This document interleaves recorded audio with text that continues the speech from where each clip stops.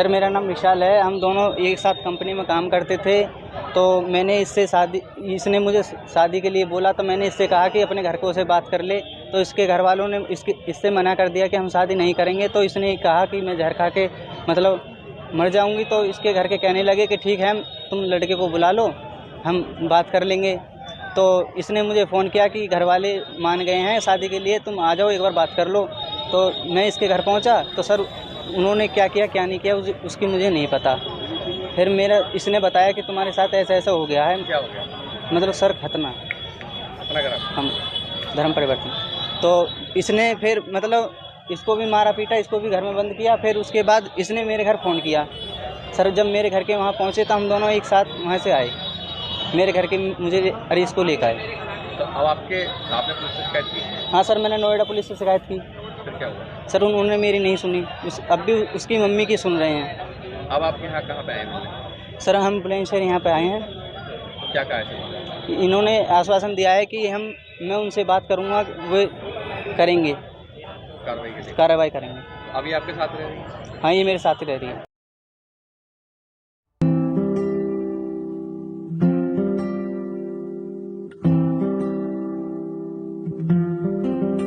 दिल तो मासूम है, दिल तो नादान है, इश्क की गहराइयों से वो अनजान है।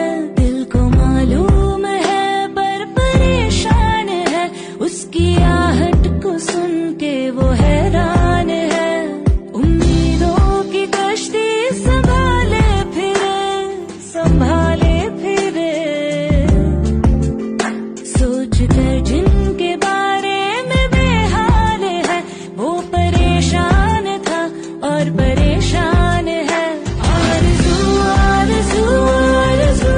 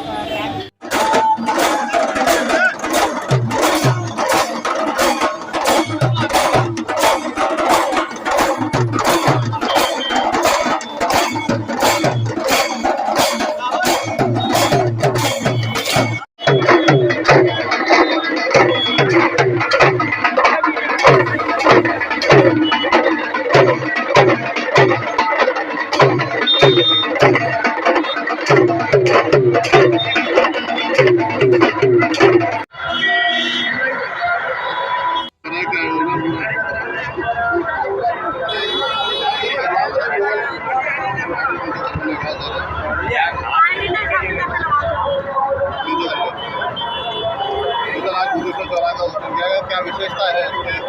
ये माननीय मुख्यमंत्री जी की हमेशा ये प्रेरणा रहती है कि हम लोग अपने शहरों को कैसे सुंदर बनाएं, कैसे स्वच्छ बनाएं और कैसे अपनी संस्कृति से अपने शहरों को जोड़ें।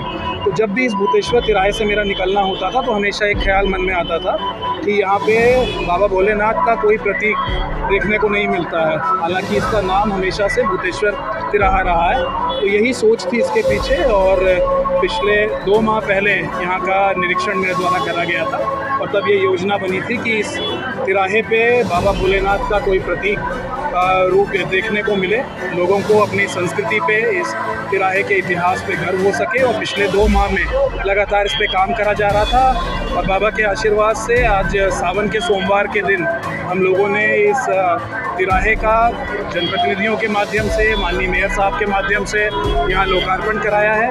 और पूरी ही जनता, मथुरा की ये बहुत ही व्यस्तम तिराहा है, यहाँ का शहर के बीचों बीच का तिराहा है।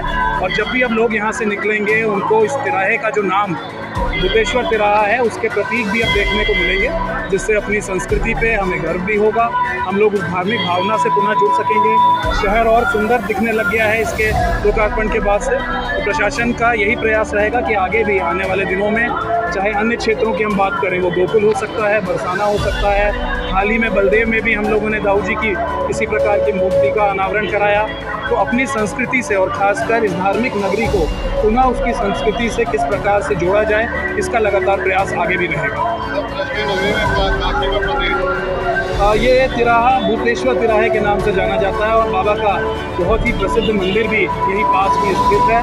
तो काशी का वो अंश और बाबा का आशीर्वाद आज मथुरा वासियों को मिल रहा है और मैं उम्मीद करता हूँ कि ये सभी जनपद वासियों को बहुत पसंद आएगा। हम लोगों ने जो ये प्रयास करा है और बाबा का आशीर्वाद सावन के माह में और आगे लगातार सबको मिलता रहेगा। मथुरा वृंदावन को स्मार्ट सिटी बनाने की हमारी मुहिम में अपना महत्वपूर्ण योगदान दिया है और भूतेश्वर तिराहे का उन्होंने सौंदर्यीकरण करने में इतना जो अतुलनीय सहयोग दिया है। और इंजीनियर जो कि उन्होंने अपना बहुत सुंदर यहाँ इंजीनियरिंग का एक नमूना प्रस्तुत किया है और साक्षात सिद्धि का जो की जटाओं में जो चंद्रमा विराजमान होते हैं और उनका डमरू यहाँ प्रतिबिंबित किया है। मैं सभी को, मथुरावासियों को अपनी ओर से और पूरे जिला प्रशासन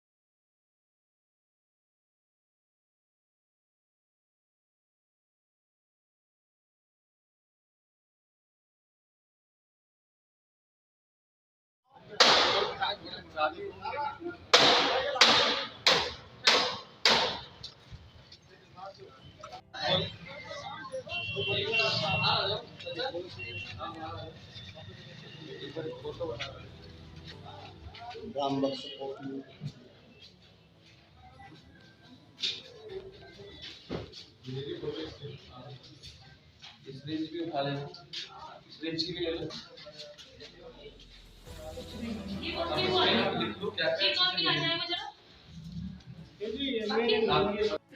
जब तक इसका हो जाए तब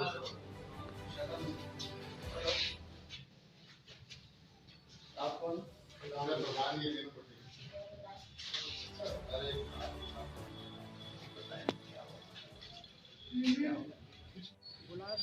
तो गुलाब जी, आज ये दुकानों की सील खोली गई है, क्या पाया गया दुकानों में? दुकानों में कुछ भी नहीं पाया गया और 4 किताबें पाई गई बच्चों की, एक और ये पानी के चपटा मटका मिले और बच्चों के बैठने के लिए कुर्सी टेबल मिली।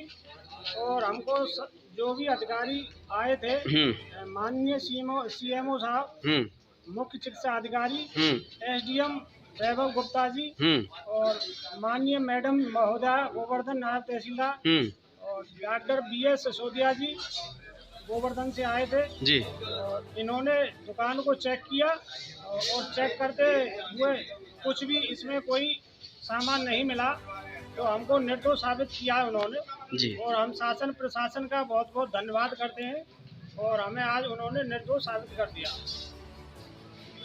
मेरा नाम महेश चंद है। तो महेश चंद, क्या आज दुकानें खोली गई तो किस प्रकार का आपको यहाँ से संतुष्टि मिली? क्या आप दोषी पाए गए, क्या कहेंगे?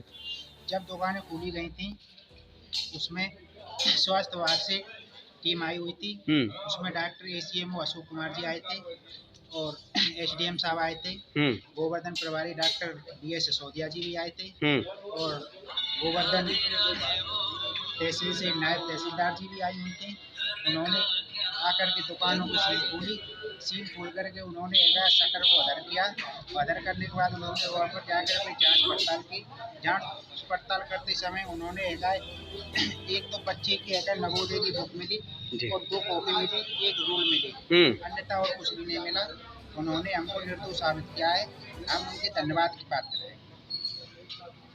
दुकान खोली गई है आपके द्वारा, स्वास्थ्य विभाग के अधिकारीगण आए हैं। क्या यहाँ दुकानों में पाया गया जो इस तरह से आरोप लगाया गया था किसानों पे फर्जी डॉक्टर हैं?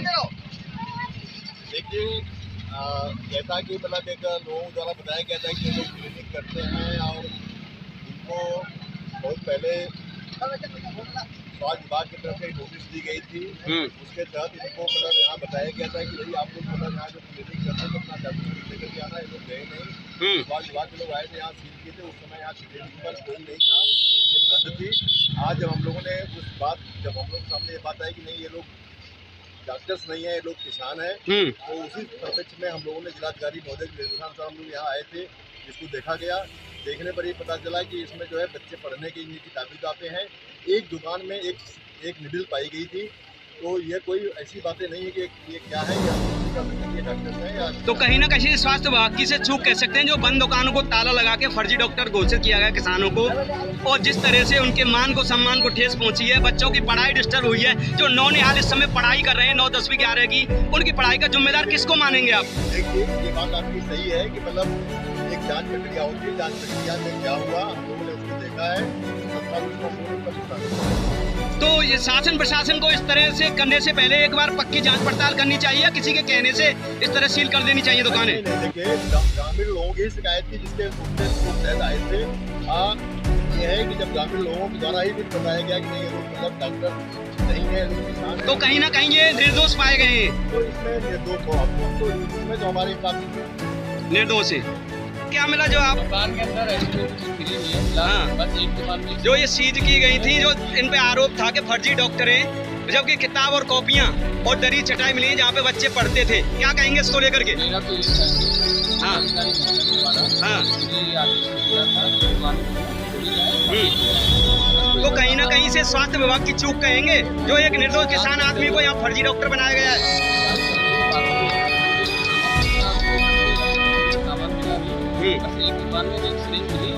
मामला गोवर्धन तहसील के थाना मगोर्रा अंतर्गत गांव पाली डुगरा का है, जहां प्रधानी चुनाव के समय से 2 भाइयों महिपाल और मेहताब में प्रधानी को लेकर विवाद चला आ रहा है और दोनों ही परिवार कई बार एक दूसरे के सामने आ चुके हैं। आज दिनांक 25 जुलाई 2023 को एक बार फिर सुबह लगभग 4:30 बजे किसी बात को लेकर मेहताब और महिपाल एक दूसरे से भिड़ गए। बताया जा रहा है कि इस झगड़े में दोनों ही परिवारों के कई लोग घायल हो गए हैं एवं बताया जा रहा है कि महिलाओं के साथ बदतमीजी की कोशिश भी की गई तथा गोलीबारी चलने की भी जानकारी हुई, जिसमें नवल सिंह उम्र 80 वर्ष को गोली लगी और वहीं दूसरे पक्ष की तरफ से सुनील सिर में गंभीर चोटें आई और दर्जन भर टांके आए हैं तथा मेहताब को दोनों घुटनों में गंभीर चोटें आई हैं तथा बाएं पैर की हड्डी फ्रैक्चर बताई जा रही है। सभी को गंभीर अवस्था में घटना की सूचना पर पहुंचे सौंख पुलिस चौकी इंचार्ज संदीप कुमार एवं थानाध्यक्ष मगोर्रा द्वारा घटना का जायजा लेकर नवल सिंह और सुनील और मेहताब को प्राथमिक उपचार के लिए जिला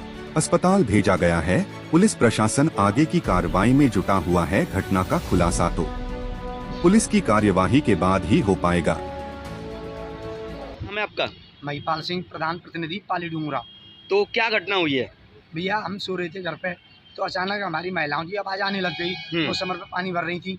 मेहताब सिंह हमारे गाँव का ही, उनके लड़के उनसे बदतमीजी कर रहे थे। हमारे पिताजी और बड़े भाई वहाँ गए, उन्होंने डांट पड़ता है भगा दिया। तो वो 2-4 मिनट बाद ही जब ज्यादा लोग इकट्ठे होकर के और फिर एक साथ कई लोग 10-12 लोग आकर के और हमारे घर में घुस के हमला कर दिया। गोली फायर शुरू, हम एकदम कमरा में अंदर हुए, देखा तो गोली चला रहे हैं, फिर लाठी डंडों से पीटने लग गए। पिताजी ने और उन्होंने पकड़ने की कोशिश की और हमारे पिताजी ने गोली मार दी। अच्छा, पिताजी घायल हैं, जिन्हें जिला अस्पताल पुलिस द्वारा पहुंचा दिया है। और किस किस को चोटें आई हैं? जम्बीर सिंह को चोट आई है, ललिता देवी को आई है, लज्जा देवी को भाभी है मेरी, दोनों उनको आई है। और प्रधानी की रंजस है, ये चुनाव लड़े थे, इनकी 20 वोट आई थी, तो बोला हम तुम्हें प्रधानी नहीं करने देंगे, झूठे मुकदमे लिखाते आ रहे हैं तभी से, और आज हमें बहुत जान से मारने की नीयत से इन्होंने हमला किया। क्या चाहते हैं आप शासन प्रशासन से? हम बिल्कुल न्याय चाहते हैं, हमारी रिपोर्ट दर्ज की जाए, इनको जेल भेजा जाए और हमारे साथ न्याय किया जाए, हम न्याय चाहते हैं। हम बहुत दुखी और परेशान है, हम बिल्कुल गाँव में से भागने उठने की तैयारी में बिल्कुल। हम कितने बजे की घटना है ये कोई 4:30-5 बजे सुबह जी, सुबह की घटना है। हाँ जी। तो पुलिस प्रशासन वहाँ पहुँच गया? पुलिस प्रशासन पूरा पहुँच गया। मैंने 100 नंबर पर फोन कर दिया था 112 पे, और चौकीदार साहब को, एसओ साहब को, सीओ साहब को, सब पहुँच गए, सब मदद कर रहे हैं। और मैं सबसे न्याय की गुहार करता हूँ, मेरे लिए साथ न्याय किया जाए। इन लोगों ने ये बहुत कम से कम दर्जनों मुकदमे दर्ज हैं इन पर पहले से ही। इस गाँव में कई बार गोली चला चुकी है, पहले भी जेल भी रहा है, पवन इस पर बलात्कार के भी केस है।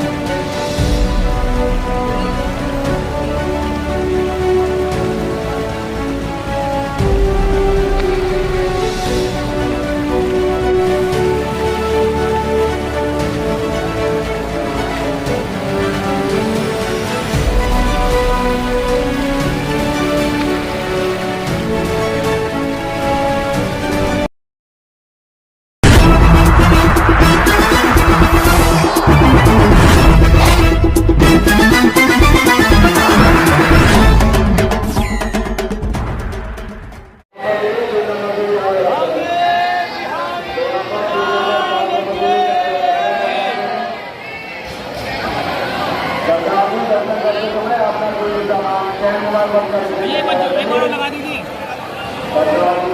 एक बार जयकारे लगा दीजिए, एक बार जोर से।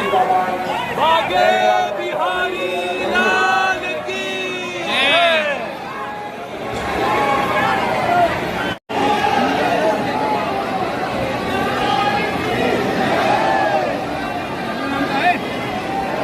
कौन को?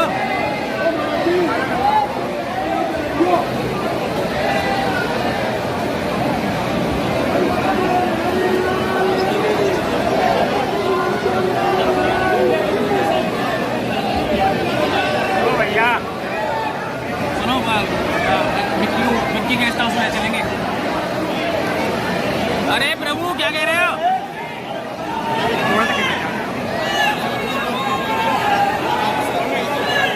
शुभम नाय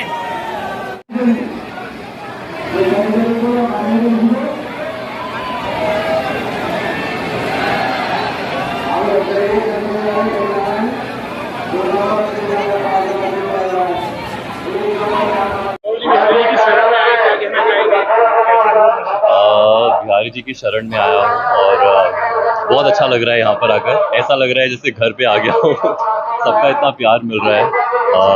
बस यही बोल सकता हूँ कि बिहारी जी की कृपा है, कृष्णा जी की कृपा है।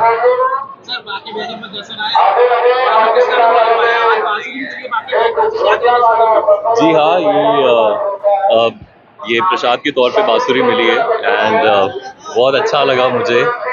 ये घर लेके जाऊंगा, बच्चों को दिखाऊंगा, उनको भी बहुत अच्छा लगेगा। अलग-अलग किरदारों में नजर आ पाए हैं।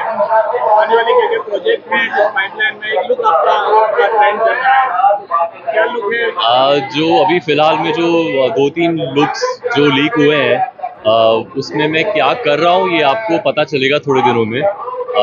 कैसे लीक हुआ ये तो मुझे नहीं पता है, लेकिन जो कुछ होने वाला है वो कुछ बहुत अलग होने वाला है, तो आई एम जस्ट होपिंग कि आप सबको वो अच्छा लगे। आपने जिस तरह से भारत में काम किया है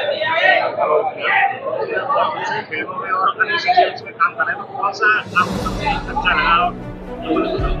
साफ सी बात तो यही है कि सबसे अच्छा सबसे ज़्यादा जिसके लिए मेरे को लगता है कि मुझे भगवान की बहुत कृपा रही, वो तो कृष्ण का किरदार ही है। उससे बड़ा किरदार तो कोई और हो नहीं सकता। किसी भी एक्टर के लिए कृष्ण जी का किरदार निभाना बहुत बड़ी बात होती है, तो मैं अपने आप को बहुत ही मैं क्या बोलूं कि मेरे पास शब्द नहीं है बोलने के लिए, आभार व्यक्त करता हूं कि मुझे मौका मिला।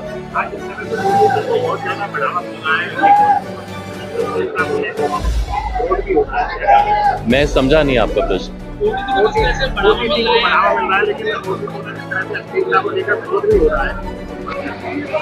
देखिए, किसी भी एक्टर के लिए प्लेटफॉर्म चाहे कोई भी हो, उससे मतलब नहीं रहता। प्लेटफॉर्म चाहे टीवी हो, मूवी हो, ओटीटी हो, लेकिन उसमें आपको किस तरह का काम करना है, क्या किरदार निभाना है, उसका जो चॉइस है वो आपका खुद का होता है।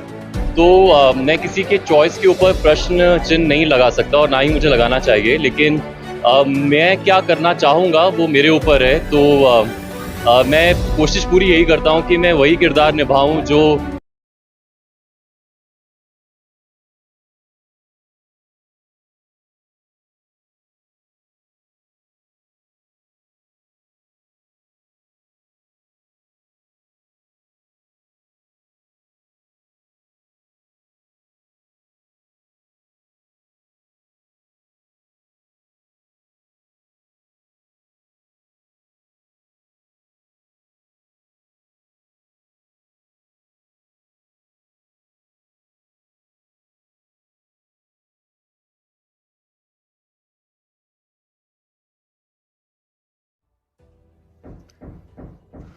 मैं सबको ये मैसेज देना चाहती हूँ कि मैं यहाँ पे लीगल तरीके से आई हूँ और मैं अपनी प्लानिंग से आई हूँ। ये कोई तो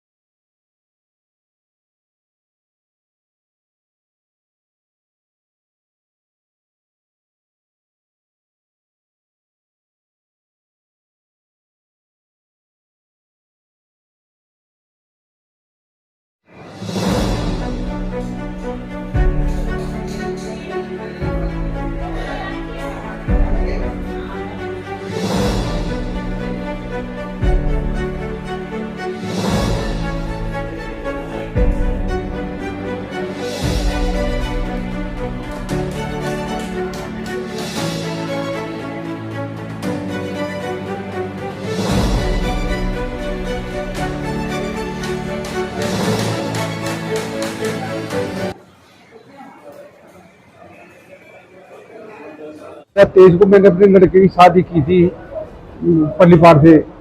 20 दिन बाद ही इसकी लड़की के बाप ने, माँ ने मेरे घर पे हंगामा किया और तो कैमरा भी तोड़ फोड़ कर दी।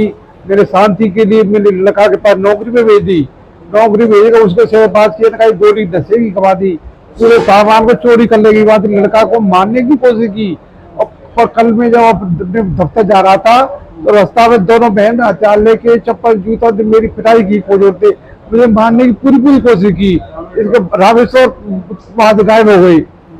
ये घटना हुई कल मेरे साथ में। नहीं तो ये एसएसपी ऑफिस गई थी, इन्होंने तो रो करके ये सुनाया था कि मेरे साथ मारपीट। ये तो सब आप कैमरा में देख रहे होंगे, जो चौकी पे कैमरा है ना, आप भी गए वहाँ पे, उसे करवा के देख लो, सही की सही, जो गलत निकल आई वो बोलो। मेरी बात में माने की नियत थी, माने की नियत थी कि लड़का भी खत्म हो जाए, ये भी खत्म हो जाए, और पूरे गली मोहल्ला ये कहते बोलो तो मुझे दुकान चाहिए, मुझे मकान चाहिए मुझे, और चीज भी कहने अगर इस चीज नहीं मिल पाई मुझे, इसलिए मेरे लड़का की शादी नहीं हो पा रही है। हमारी चीज की लगा रही है कि 15 लाख रुपए दहेज में तू अपने घर तो देख ले, इसके घर में गाड़ी चली जाएगा तो तुम चलाते हो दारू पीते गाने में जता है और हर जगह पेट्रोल, हर जगह 10,000 रुपये लड़की शादी कर दी इसी चक्कर में। आपके सरकारी कागजों में क्या नुकसान? मेरे सरकारी में चेक वो फाड़ दी, बीमा की चेक हुई, फोटो चेक है किसी कागज की, तो मेरी चेक वो रही, चेक वो फाड़ के ले गई। मामा जी हैं, क्या घटना हुई? इनके संग घटना ये हुई है कि इनके लड़के की 22 तारीख को शादी हुई थी फरवरी में। उसके बाद में इनकी जो समधन है वो 4 अप्रैल को फोन करती है कि मुझको दुकान से कम में कोई सहमति नहीं है। 2 अप्रैल को मेरी जो खड़ी हुई है मामी जी, इनके साथ मारपीट करी, जिसकी थाना जमनापार में FIR दर्ज है। उसके बाद में 11 तारीख को पुनः इसकी लड़की और आके इसने मारपीट करी, वो भी थाना जमनापार में FIR दर्ज है। 5 जनों के खिलाफ 452 लगी हुई है उसमें, और मारपीट करी है। और उसके बाद में फिर पुलिस के कहने के बाद में लड़के के साथ इस लड़की को भेज दिया, तो इसने अहमदाबाद में उसको नींद की गोलियां देना चालू कर दिया, एकदम तकिए से उसकी गर्दन भी दबा दी। और उसके बाद अहमदाबाद में दहेज कांड और उसमें हमारे खिलाफ FIR कराई, जबकि इसने खास जीजाओं के खिलाफ नहीं कराई। मैं रिश्ते का बहुत दूर का जीजा हूँ और 20 किलोमीटर दूर रहता हूँ। मैंने इससे कब दहेज मांग लिया? मेरी भी दहेज के खिलाफ अब यहाँ पुलिस के रोज जा रही है और कह रही है पुलिस मेरी कोई नहीं सुन रही। पुलिस इसलिए नहीं सुन रही, पुलिस इसलिए नहीं सुन रही कि जब 452 के 498 धारा दहेज की अहमदाबाद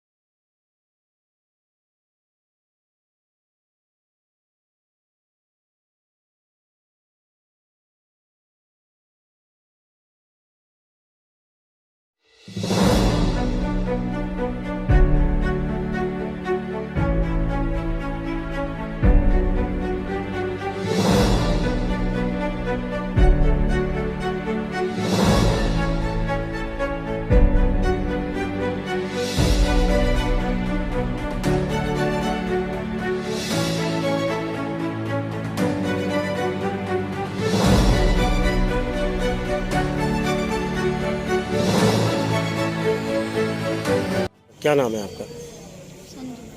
क्या हुआ था? यहाँ स्वास्थ्य विभाग की टीम बैठी हुई है, क्या दवाएं असर नहीं करी? फिर कहाँ ले गए उस बच्चे को? माया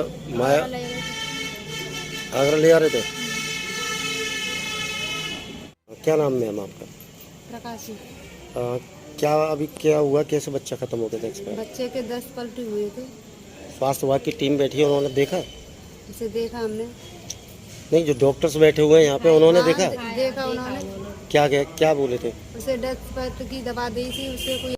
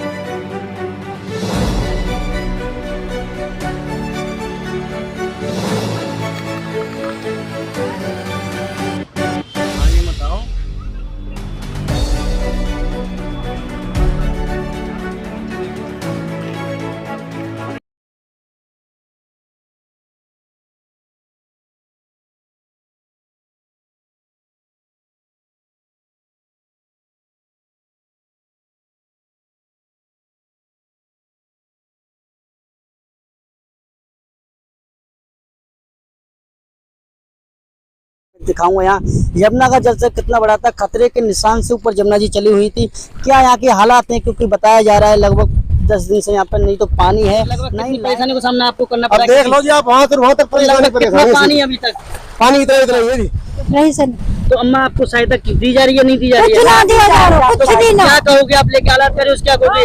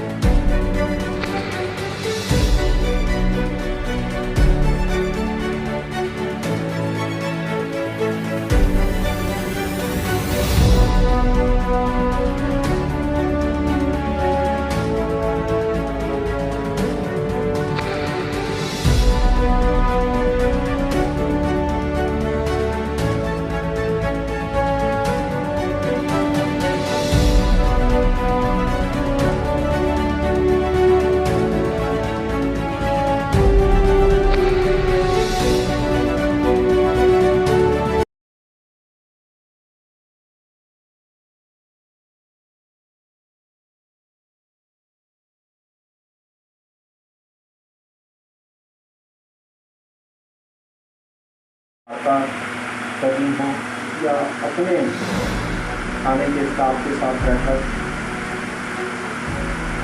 थाना क्षेत्र के चौकीदारों के साथ रहकर, इन तमाम आयोजनों के लिए मामूली लोग खुले में टेंट लगा के सम्मेलन का आयोजन करते हैं। तो इस तरह के अच्छे वेंटिलेटेड स्टेजनुमा ये सम्मेलन रखकर निश्चित तौर पर इससे लोगों को ही सुविधा होगी। पुलिस कर्मियों के साथ साथ ये तैयारी क्या क्या कार्यक्रम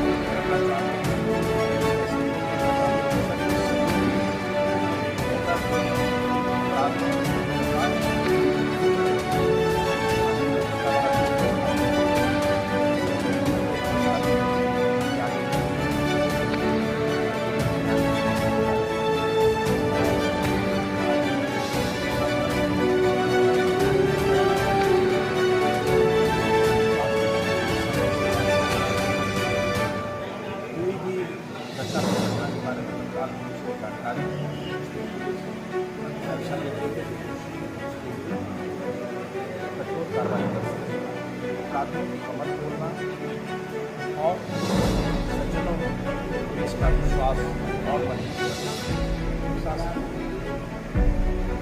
का उद्देश्य विश्वास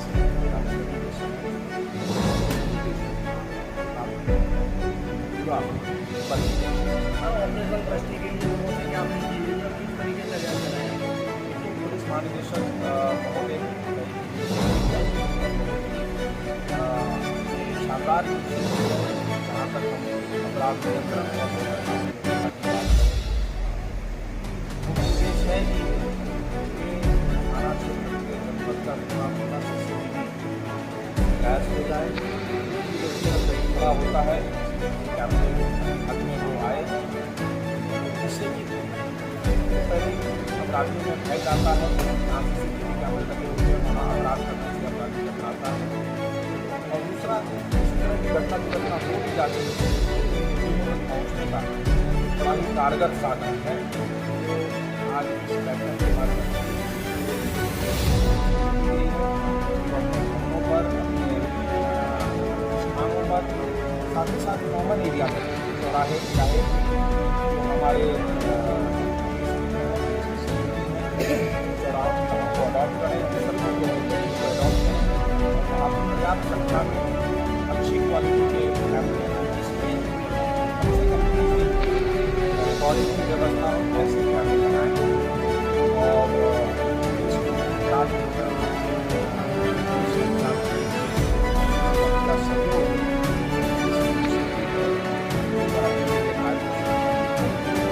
सब 84 कोच की परिक्रमा को लेकर क्या कहना है?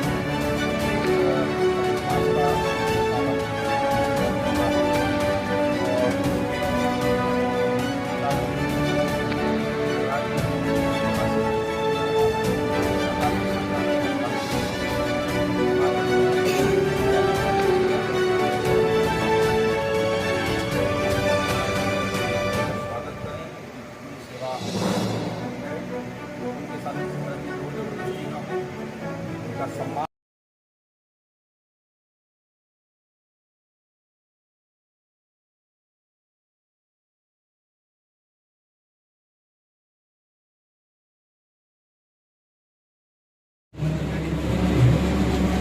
भैया आता रहा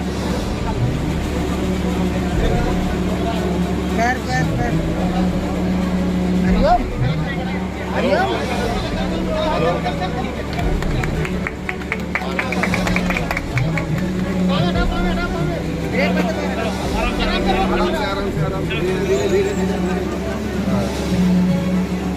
सभी हो या अपने थाने के स्टाफ के साथ बैठक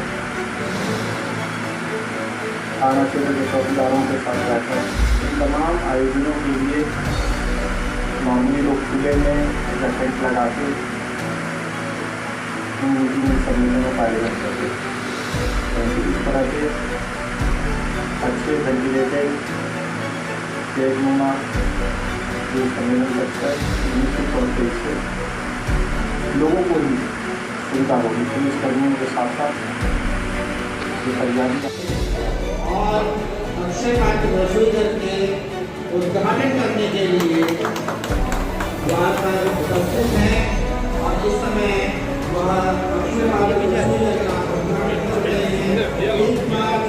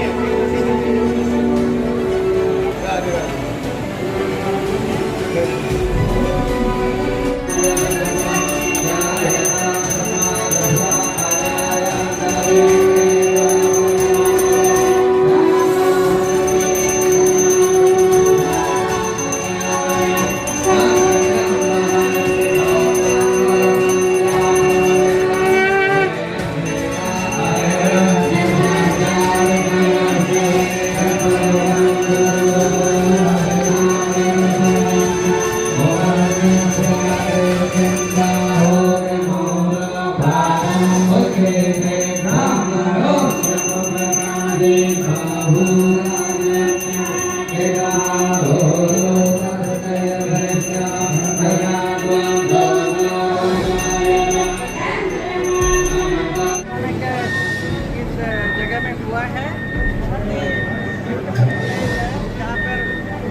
पात्र बहुत ही मशहूर है, बहुत सालों से वो चल रहा है, लेकिन बरसाने में ये पहला एक जगह पूरा बनाया है स्टेट ऑफ द आर्ट के हिसाब से, और बच्चों का एकदम साफ सुथरा खाना स्कूल तक पहुंचाया जाएगा। जो अक्षय पात्र पहले इस्कॉन के लोग करते हैं, ये इस्कॉन के डिवोटीज ये सब मिलकर करते हैं। अक्षय पात्र जो भगवान श्री कृष्ण का दिया हुआ वरदान है, वो उसी नाम पे ये अक्षय पात्र चल रहा है और बहुत ही ब्यूटीफुल है। बहुत इसमें क्या खूबी क्या है, इसमें सारे महिलाएं काम करेंगी। गाड़ी ड्राइव करने से लेकर खाना बनाना, देखभाल करना, सब कुछ 100 महिलाएं इधर अपॉइंट हुई हैं उनका।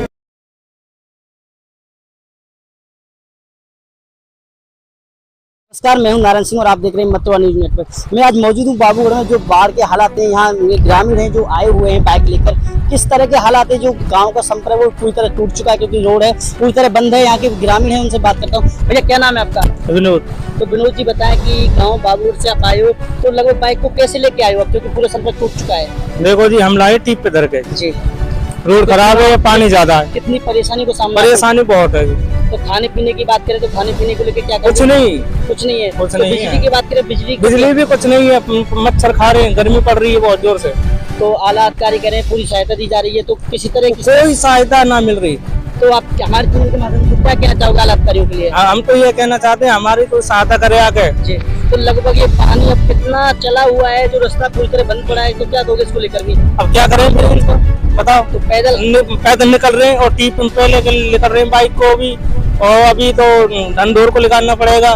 तो पानी अभी और छोड़ा गया, पानी भी बहुत है, तो लगभग तुमको पैदल ही आना पड़ेगा। पैदल ही आना पड़ेगा जी। तो क्या कहोगे प्रशासन से, क्या कहोगे आप? क्या करोगे, मदद करने नहीं प्रशासन, अब बताओ क्या करेगा। तो विनोद जी ने अभी बताया था कि उनकी सहायता नहीं की जा रही है। जो रास्ता है पूरी तरह संपर्क बाबूगढ़ से टूट चुका है, क्योंकि जो पानी का बहाव है फिलहाल में अब भी चला हुआ है। जो मैं रोड पर खड़ा हुआ हूँ, जो बाबूगढ़ के लिए जाता है, आप देख सकते हो कितना बहाव यहाँ पर है फिलहाल में, क्योंकि जो बाबूगढ़ के लिए जो गाँव के लिए रास्ता जाता है, ये पूरी तरह से पानी से ढका हुआ है। अब पूरा रोड टूटा हुआ है, बाबूगढ़ गाँव के लिए जो संपर्क है वो टूट चुका है। और बात करें लाइट की, बिजली की, क्योंकि गाँव में पानी पीने के लिए नहीं है, क्योंकि लाइट से नहीं है। और पानी की बात करें, पानी आप भी चढ़ाता है जमुना, जो कि लगातार जमुना का जलस्तर घटा था, पर आज सुबह से ही जमुना का जलस्तर दोबारा बढ़ने लगा है। और कुछ राहगीर जो ग्रामीण हैं, उन्होंने मुझे बताया था कि गांव में बहुत परेशानियों का सामना उन्हें करना पड़ा, क्योंकि टीप का सहारा वो लोग ले रहे हैं। और अगर मैं आपको बात कराऊंगा, यहाँ कुछ ग्रामीण और भी हैं जो पानी पार करके जो आ रहे हैं, उनसे बात कर आप देख सकते हैं। जो बाबूगढ़ के ग्रामीण हैं वो अपने वाहनों को किस तरह टीप का सहारा ले रहे हैं, तस्वीरें मैं आपको दिखा रहा हूँ। आप देख सकते हैं जो लोग हैं ग्रामीण, क्योंकि बाबूगढ़ का गांव का जो है जो संपर्क टूट चुका है, क्योंकि पूरा रास्ता पूरी तरह जलमग्न हो गया है। ये देखिए जो टीप का सहारा ले रहे हैं जो बाबूगढ़ के ग्रामीण हैं, वो अपना वाहनों को किस तरह टीप का सहारा, इनसे बात करूंगा। भैया कितना पानी, क्या नाम है आपका? स्वयं। तो कितना पानी था लगभग अंदर? अभी तो काफी है। तो क्या कहो, कितनी परेशानी का सामना करना पड़ा आपको? काफी परेशानी का सामना करना। तो बहाना आप निकाल के लाए हो, टीप पर निकाल के लाए हो, तो काफी कितना पानी था आपका अंदर? काफी आ रहा था यहाँ तक। तो लाइट की बात करें, लाइट कितने दिन से नहीं है गाँव में? लाइट तो 15 दिन से नहीं है। तो परेशानी, खाने पीने की कोई परेशानी होगी? हाँ परेशानी, अब जाना पड़ता है। तो आला अधिकारियों की ओर से कोई सहायता दी जा रही है कि अभी तक कोई सहायता? अभी तो नहीं है कुछ भी। तो आप देख सकते हैं जो ग्रामीण है वो परेशान है, उनके लिए कोई सहायता नहीं दी जा रही है। मेरी वीडियो जो देख रहा है लगातार, आप देख सकते हैं जो ग्रामीण है वो परेशान है, क्योंकि देख सकते हैं जो बाबूगढ़ के निवासी हैं, महिला हैं, वो मेरे साथ मौजूद है। आप देख सकते हैं जो पानी पार करके वो जा रही है, क्योंकि उनके जो गाँव का संपर्क वो टूट चुका है। उनसे बात करूंगा किस कदर वो यहाँ से पार करेंगे। क्या नाम है जी आपका? तो आप कैसे जा रहे हो, बहाव है पानी, कैसे आप पार कर पाओगे इसको? भैंस काटे, घर का बाड़ा है और सामान है। तो कोई सहयोग यार यार नहीं है, तो क्या कहोगे? वो कहेंगे पैसा है, तो प्रशासन का सहयोग भी कोई नहीं मिल रहा है कुछ ना मिल आपको? तो पानी काफी बहाव है, तो आप कैसे पार कर पाओगे इसको? हो से जाएंगे, गिर जाए मर जाए, पहुँचेंगे जरूर। तो बात करें यहाँ पानी तो काफी है, रास्ता भी तुमको पता नहीं है क्यों टूटा हुआ है, इस पे जाएंगे। तो भैया क्या नाम है आपका? मेरा नाम अरशद है। तो भैया कैसे आप पार कर पाओगे, क्योंकि पानी का बहाव बहुत तेज है और संपर्क गांव का टूट चुका है, तो कैसे कर पाओगे? हाँ वो तो अभी सबको दिख रहा है। अपनी जान की बाजी लगाकर हम जो है कोशिश करेंगे इस टीम पे जाने की। जी कैमरामैन से कहिए वो दिखाएं उधर। एक बार मैं कहूँगा अपने कैमरामैन से घुमाए कैमरा और दिखाए किस तरह किसका सहारा ये लोग ले रहे हैं, टीम का सहारा ले रहे हैं। लगातार तस्वीर में दिखा रहा हूँ, जमीनी हकीकत कुछ और है। आला अधिकारी कहते हैं लगातार सहयोग यहाँ मिल रहा है, कोई सहयोग इनका नहीं मिल रहा है। और यहाँ और भाई इनसे बात करूंगा। और क्या कहोगे और क्या बताना चाहोगे, सहयोग की बात करें इस प्रशासन क्या कहोगे? जो सहयोग की बात तो यह है, कुछ दिन पहले कुछ कश्ती नाव वगैरह यहाँ डाली थी, लेकिन उनको वापस ले जाया गया है। और कुछ खाने पीने के लिए कोई इंतजाम नहीं है। लाइट की बात करें, लगभग लाइट कितने दिन से नहीं आ रही गाँव में? लाइट तकरीबन जिस दिन से पानी आना शुरू हुआ उसी दिन से लाइट खत्म है। तो खाने पीने की भी बहुत समस्या आ रही हुई? हाँ, खाने पीने का जो कुछ था वो खत्म हो चुका है। अब आगे खाने के लिए कुछ है नहीं। मैं भी जो है बच्चों के लिए कुछ केले वगैरह बाहर से लेकर आया हूँ ताकि उनको खाकर 1-2 दिन का गुजारा उनका हो जाए। तो अभी इन्होंने बताया जी केला बच्चों के लिए लाए, क्योंकि उनके लिए खाने राशन की जो व्यवस्था है वो भी तरह पूरी फैल नजर आ रही है, क्योंकि परेशान है लोग ग्रामीण। यहाँ जमीनी हकीकत कुछ और है, आप देख सकते हैं पानी पानी चारों तरफ, गाँव के चारों तरफ पानी पानी है, किसी तरह कोई सुविधा नहीं मिल रही है। क्या करोगे, हमारे चैनल के माध्यम से क्या कहना चाहोगे? हाँ, मैं ये कहना चाहता हूँ कि आपके चैनल के माध्यम से जो है ये बात को आगे पहुंचाया जाए। जो हमारी सरकार अभी तक सोई हुई है वो जागे, और जागने के बाद जो बच्चे हैं अंदर फंसे हुए हैं इनको बाहर निकाला जाए और उनके लिए खाने पीने के इंतजाम किए जाए। जैसा कि पहले मुझे मालूम हुआ कि आज से कुछ दिन पहले 200 कुछ पैकेजों का इंतजाम हुआ था, लेकिन हमारे कुछ अधिकारी जो हैं उनमें से 60 पैकेज देने की बात कर रहे हैं, बाकी को वो डकार गए। यानी मैं यही कहना चाहता हूँ कि इनके ऊपर सख्त कार्रवाई की जाए कि ये लोग बीच में घोटाला कर रहे हैं और इन लोगों की हर तरह से मदद की जाए। जो ग्रामीण है बाबूगढ़ के, किस तरह यहाँ आने के लिए कितनी परेशानियों का सामना करना पड़ा है, क्या सहायता उनको दी जा रही है? 15 दिन से लाइट भी नहीं है, क्या कहेंगे यहाँ के ग्रामीण जो महिला है मेरे साथ में? अम्मा क्या नाम है आपका? नहीं सर। तो अम्मा आपको सहायता दी जा रही है नहीं दी जा रही है? कुछ ना दिया जा रहा है, कुछ भी ना। क्या कहोगे आप लेके हालात करे उसका कहोगे? पानी में दाब लिया कोई कहीं ना दिया ना कोई, यार इतना परेशानी का सामना करना पड़ रहा है। बाबू बरसुर गुलाल तो लाइट की बात करें, लाइट ना हरी 15 दिन से लाइट ना, रात मच्छर का खाना पीना में आधा भूखा मर रहा है, आधा अपना घर पे खाना पका रहा, कोई से इतना मिल गया अब तक भी। क्या कहना चाहोगे सरकार से, क्या कहना चाहोगे? मिलना चाहिए। फसल सब मर गई, 20 लाख की सब। जो महिला है बाबूगढ़ निवासी हैं वो बता रही है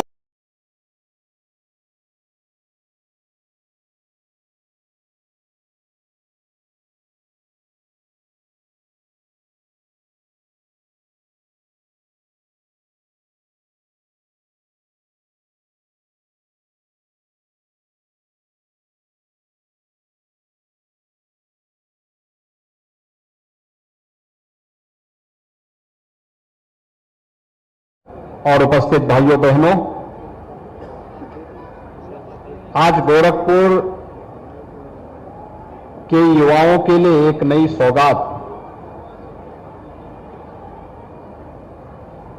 भाटी विहार कॉलोनी में स्पोर्ट्स कॉम्प्लेक्स की स्थापना का कार्य का शुभारंभ होने जा रहा है।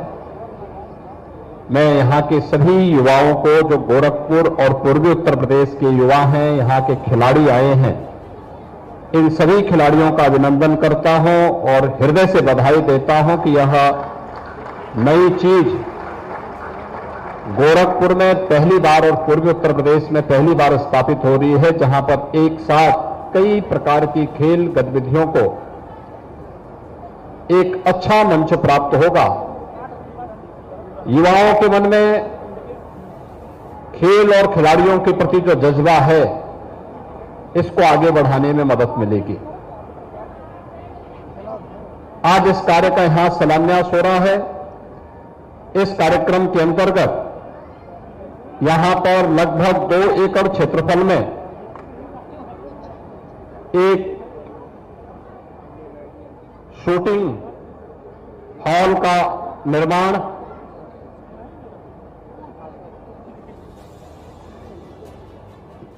जो मल्टीपर्पज हॉल भी होगा, बैडमिंटन कोर्ट, टेनिस कोर्ट और बास्केटबॉल कोर्ट का निर्माण भी यहां पर होगा। एक प्लेग्राउंड भी होगा, पार्क उस कार्य के लिए यहां उपलब्ध कराया जा रहा है, जिससे युवाओं के लिए खेल की गतिविधियों में, जिसमें रनिंग ट्रैक 300 मीटर का होगा, badminton court, lawn tennis court और मल्टीपर्पज हॉल, जिसमें squash, gym, judo, weight lifting आदि की वहाँ पे सुविधाएं भी होंगी। 10 मीटर राइफल और पिस्टल शूटिंग की रेंज भी होगी और यहाँ पे अन्य आंतरिक विकास के कार्य भी यहाँ पर एक साथ एक स्थान पर गोरखपुर के युवाओं को उपलब्ध हो पाएंगे। आज इस कार्य का यहाँ पे शिलान्यास हो रहा है। मैं शिलान्यास के अवसर पर गोरखपुर के सभी खिलाड़ियों को, युवाओं को हृदय से बधाई देता हूं, अपनी शुभकामनाएं देता हूं। इसके साथ ही यहां पे आज रामगढ़ ताल के रिंग रोड, आपने देखा होगा पैरलेगंज से सर्किट हाउस तक तो सड़क है, लेकिन इसके बाद ताल में चारों ओर सड़क नहीं है। 2 लेन की एक सड़क ताल के चारों तरफ अगर किसी को घूमना हो और ताल को निहारना हो, ताल के रामगढ़ ताल में सर्किट हाउस की ओर, तो बहुत भीड़ हो जाती है। भीड़ को चारों ओर स्थान मिल सके और पर्याप्त मात्रा में नगर और गोरखपुर नगर में आने वाले लोगों के लिए पर्यटन के एक बेहतरीन केंद्र के रूप में उसे विकसित क्या करने की दृष्टि से आज यहां पर 2 लेन की सड़क के लिए 44 करोड़ रुपए की लागत से जो कार्य संपन्न होना है, इसका शिलान्यास का कार्य भी आज हो रहा है, जिससे रामगढ़ ताल के सुंदरीकरण को और आगे बढ़ाया जा सके, उस कार्य का शुभारंभ होने जा रहा है। गोरखपुर में बेसिक शिक्षा परिषद के जितने भी स्कूल हैं, उनमें से बहुत सारे विद्यालय जर्जर हैं। उन सबको ऑपरेशन कायाकल्प के अंतर्गत गोरखपुर विकास प्राधिकरण के माध्यम से विद्यालय का अच्छा भवन हो, विद्यालय में अच्छी फ्लोरिंग हो, फर्नीचर हो, हर क्लास के लिए क्लासरूम हो, स्मार्ट क्लास भी हो, लाइब्रेरी भी हो और बालक बालिकाओं के लिए टॉयलेट की सुविधा अलग हो, पेयजल की सुविधा भी हो।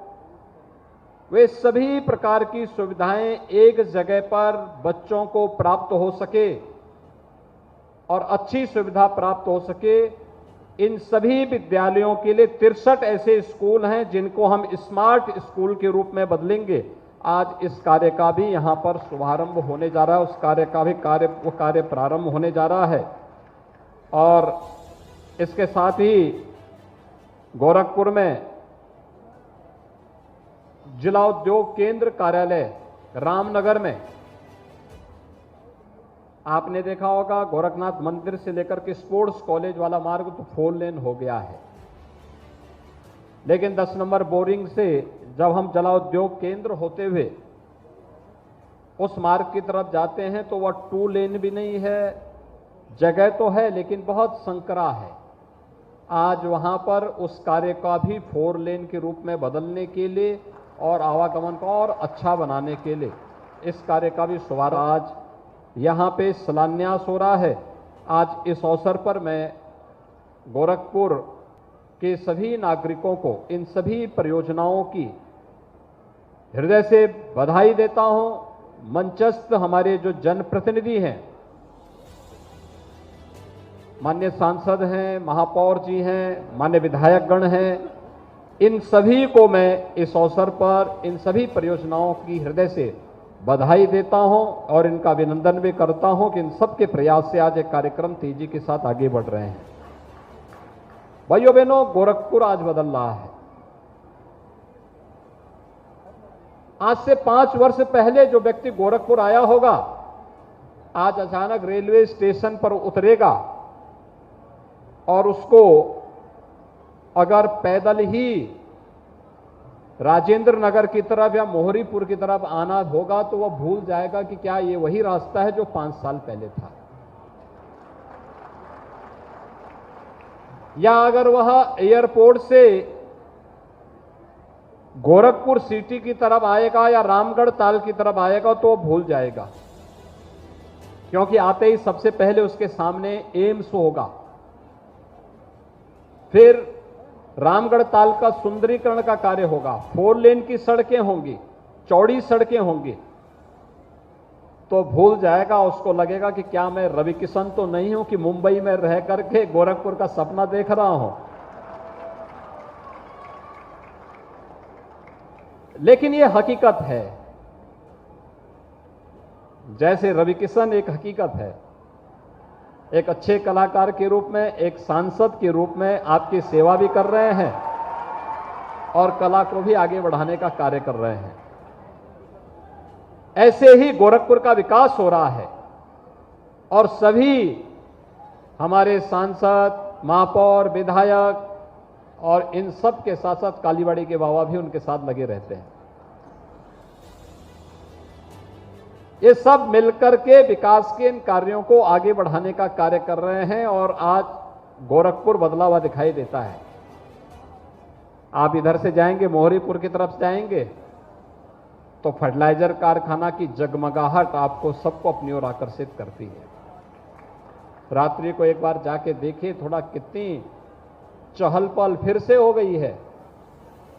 आज से 30 साल पहले सुना करते थे ना लोग कि फर्टिलाइजर की तरफ चहल पहल है, फिर से चहल पहल वहां पर दिखाई दे रही है। एक तरफ फर्टिलाइजर और दूसरे कोने पर एम्स, एक तरफ यह 4 लेन की पूरी कनेक्टिविटी नेपाल जाने के लिए, महाराजगंज जाने, मेडिकल कॉलेज होते हुए महाराजगंज जाने के लिए, कुशीनगर जाने के लिए, वाराणसी जाने के लिए, लखनऊ जाने के लिए, और इसके साथ ही गोरखपुर में जू भी आ गया है, चिड़ियाघर भी आ गया है। आज चिड़ियाघर में भी आप जाएंगे, हर समय हजारों लोगों की भीड़ रहती है। जहां चाहिए वहां आपको कुछ नयापन दिखेगा। और इस सब में अच्छी बात क्या है, जो अभी महापौर जी ने बताया कि गोरखपुर में महापौर, विधायकगण, सांसद जी, पार्षदगण, ये सभी मिलकर के स्वच्छता के संकल्प के साथ जुड़ करके प्रधानमंत्री जी के विजन के अनुरूप एक स्वच्छ और सुंदर गोरखपुर बनाने के लिए पूरी प्रतिबद्धता के साथ कार्य कर रहे हैं। ये सभी करने में इसलिए सफल हो रहे हैं क्योंकि देश के यशस्वी नेतृत्व में प्रधानमंत्री मोदी जी ने एक नई दृष्टि दी है, एक नई सोच दी है। आज हम यहां पे स्पोर्ट्स कॉम्प्लेक्स का शिलान्यास कर रहे हैं।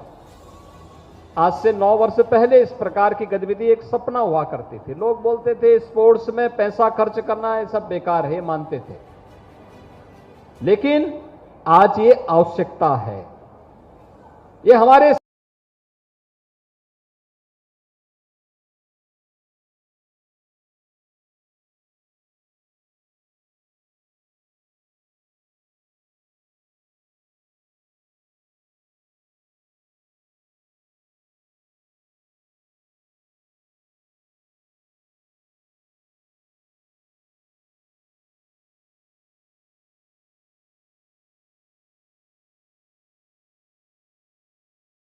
नाम है आपका? तो अग्रवाल जी, ये जो भंडारा है और प्याऊ है, कब से चल रहा है, कब तक चलेगा, क्या कहेंगे? हाँ, और ये भंडारा आलू का ठंडा पानी मिलता है यहाँ पर, और हमेशा गर्म पानी मिलता है, ठंडा पानी मिलता है। तो किस उपलक्ष्य में लगाया जा रहा है भंडारा और प्याऊ? सेवा। तो अधिक मास और जो सावन महीना चल रहा है, यहाँ पे 84 कोष परिक्रमार्थी आ रहे हैं, तो आपने उनके लिए लगाया हुआ है? हाँ जी, मटन लगाते हैं, हर रोज लगाते हैं। क्या कहना चाहेंगे क्षेत्र की जनता के लिए? जनता के अच्छा है,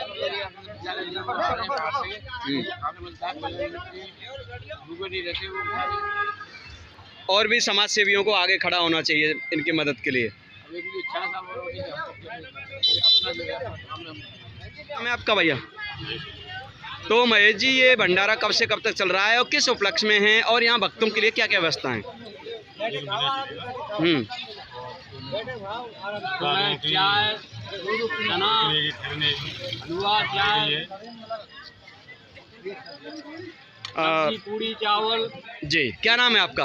किशोरी लाल। तो किशोरी, क्या कहेंगे इस अधिक मास सावन महीने को लेकर के? क्या पुण्य रहता है 84 परिक्रमा का? अन्नदान कर रहे हैं वाकई में, जनता को वो है, भंडारे चल रहे हैं, कोई भूखो नहीं जाए जाते। तो 84 परिक्रमा श्रद्धालु हैं, उनके लिए आपने कहा है। सेवा है रही हमारी। महाराज, क्या नाम है आपका? सीताराम दास। तो महाराज जी, ये किस उपलक्ष्य में भंडारा चल रहा है यहाँ? उपलक्ष्य कुछ नहीं है, उपलक्ष्य उद्देश्य यही है जो हमारे दाता की भगवान दिए हैं, निमित्त मात्र उस सेवा करना चाहते हैं। बताया जा रहा है कि अधिक मास में, मल मास में या सावन महीने में भंडारा चलाने से और प्याऊ चलाने से पुण्य प्राप्त होता है, ऐसा क्या कहेंगे इसको लेकर के? ये तो कहना ही क्या है, अधिक मास में जो भी काम करेंगे वो पुण्य, जो भी अच्छी काम करेंगे वो पुण्य। तो ये जो परिक्रमा या 84 कोस वाली लगा रहे, भक्तों ने क्या व्यवस्था करी आपने? व्यवस्था की सभी व्यवस्था है, कोई जितना भक्तानी से करजोर निवेदन किया जा रहा है कि आप रोक भी सकते हैं प्रसाद पाकर। आप तो सुनिए रहे हैं, आप पहले आए हैं, आप देख भी रहे हैं कि कितने लोग बैठे हुए हैं और सभी लोग का आह्वान किया जा रहा है। माइक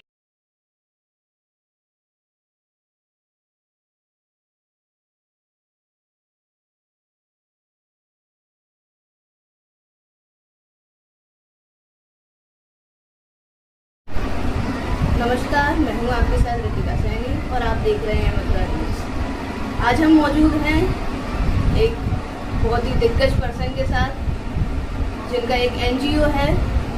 आइए उनसे कुछ बातचीत करते हैं। हेलो, राधे राधे, नमस्कार। मैं प्रशांत शर्मा।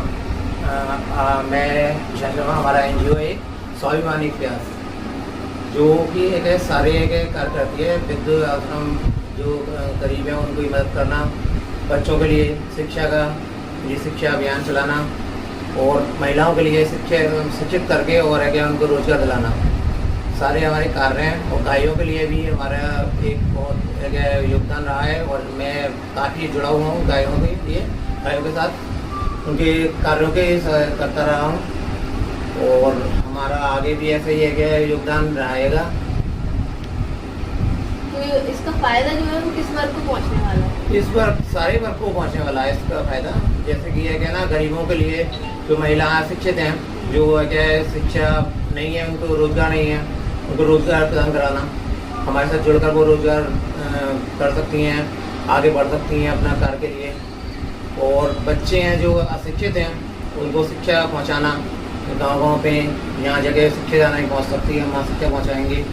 और भी जो कार्य हैं ऐसे जो जैसे वृद्धाश्रम हैं, लेकिन उनमें कार्य नहीं हो रहे आगे चल के। ऐसे हम ये चाहते हैं आगे भी ऐसे कार्य हों कि ज़्यादा से ज़्यादा वृद्धाश्रम खोले जाएँ और सबको मदद मिलती है हमारी तरफ से। इस एनजीओ को खोलने की प्रेरणा कहाँ से मिली आपको? इसकी एनजीओ की प्रेरणा हमारी माताजी के द्वारा मिली थी।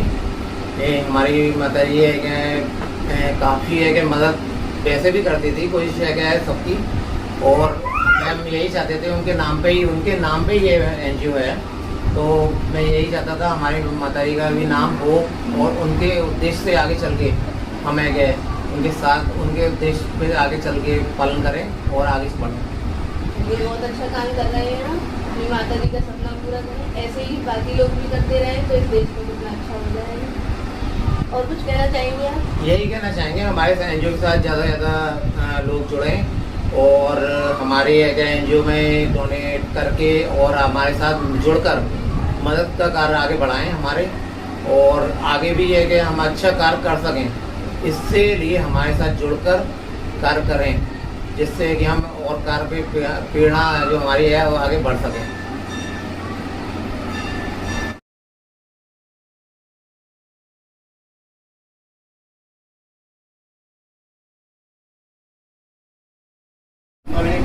नमस्कार, मैं हूँ आपके साथ रितिका सैनी। आप देख रहे हैं मथुरा न्यूज़ नेटवर्क। आज हमारे साथ हैं एनजीओ की एक बहुत ही प्रमुख महिला।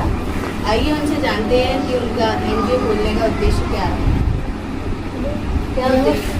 मैं हूँ सरोज शर्मा, संवैधानिक प्रयास से अब तक। और हमारे यही कारण है, हम घर घर जाके सर्वे करते हैं, बच्चों को देखते हैं, जो विकलांग बच्चे हैं हम उनकी भी हेल्प करते हैं।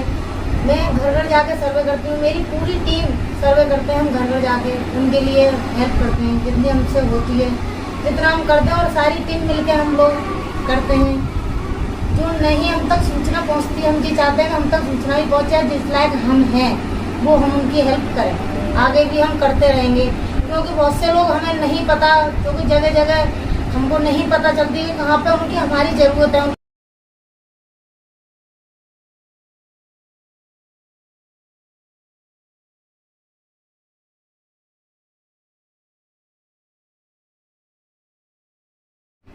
तो ये थी हमारे साथ सरोज शर्मा जी, जिन्होंने हमें बताया अपने एनजीओ के उद्देश्य के बारे में, जिनका मकसद सिर्फ और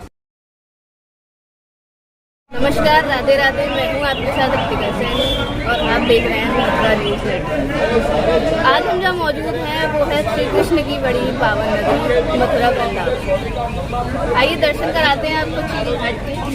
चील घाट जिससे कि आप सभी भली भांति परिचित होंगे। देखिए यह है चील घाट और ये है कदम का पेड़। इसकी बड़ी ही पौराणिक एक कथा है, जिसमें श्री कृष्ण ने गोपियों के जो वस्त्र हैं वो चुरा लिए। दर्शन करने आए? हाँ जी, दर्शन करने आए परिवार के साथ। हाँ जी। कैसा लग रहा है यहाँ के? बहुत अच्छा लग रहा है। आपने कहाँ कहाँ के दर्शन किए? कहाँ के किए? जी।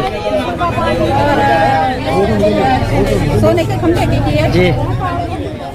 सबसे पहले तो धन्यवाद देना चाहूँगा मथुरा न्यूज़ को, जो सनातन धर्म की परंपरा में एक अपनी कड़ी निभा रहा है, लोगों को समाचार के माध्यम से अपनी न्यूज़ प्रकाशित कर रहा है और धार्मिक क्षेत्रों का विवरण बता रहा है। तो सबसे पहले तो मैं धन्यवाद देना चाहूँगा मथुरा न्यूज़ के लिए।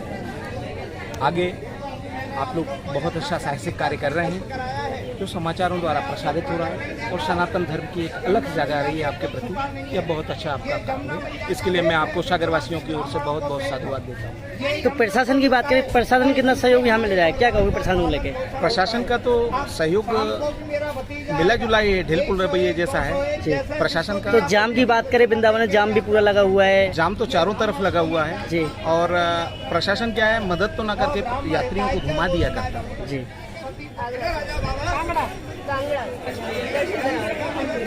वृंदावन में और कहाँ मिलेगा? वृंदावन में मथुरा जाने का प्लान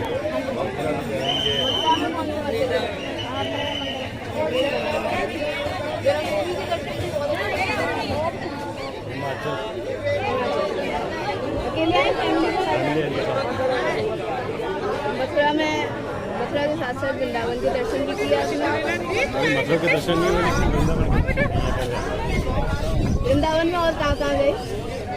वृंदावन में भी हम वृंदावन में आए, वृंदावन के दर्शन है। चील घाट पर आए हैं, पहला मंदिर है। प्रेम मंदिर भी यहाँ का बहुत अच्छा है, बहुत बढ़िया। कोशिश करिएगा वहाँ जाने की। जरूर करेंगे। श्रद्धालुओं को जो हमारे साथ मौजूद थे, जिन्होंने अपने एक्सपीरियंस में बताया कि उन्हें कैसा लगा मंदिर आकर, उन्होंने बताया कि बहुत शांति प्रदान हुई है यहाँ आकर। देश के कुछ राज्यों में महिलाओं के प्रति जो अत्याचार दुष्कर्म की घटनाएं बढ़ी, वो बड़ी दुर्भाग्यपूर्ण भी हैं, चिंताजनक भी हैं, क्योंकि कानून व्यवस्था राज्य की जिम्मेदारी है। और बहुत सारे राज्यों में देखा गया कि बहुत कुछ घटने के बाद भी कोई उचित कदम नहीं उठाए गए, और ऐसी घटनाएं मानवता को शर्मसार भी करती हैं। लेकिन कुछ लोग राजनीतिक चश्मे से ही सब चीजों को देखते हैं। अब एक और नारी अस्मिता बिहार में तार तार है। नीतीश तेजस्वी के चश्मे से बिहार में बहार ही बहार है। उनको वहां पर बेगूसराय में जो घटा वो आप सबके सामने है, लेकिन मुख्यमंत्री उप मुख्यमंत्री की तरफ से एक शब्द ना आना, यह दिखाता है कि महिलाओं के प्रति अपराध बढ़ भी रहा है और अपराध करने वाले को संरक्षण भी मिलता है। एक और राजस्थान है जो टूरिज्म की दृष्टि से बहुत महत्वपूर्ण है, बहुत खूबसूरत राज्य है, संस्कृति बहुत, और राजस्थान में टूरिस्ट इतने आते हैं कि उसके कई कारण हैं। बहुत अच्छा सब कुछ था, लेकिन 5 वर्षों में राजस्थान कहां पहुंच गया।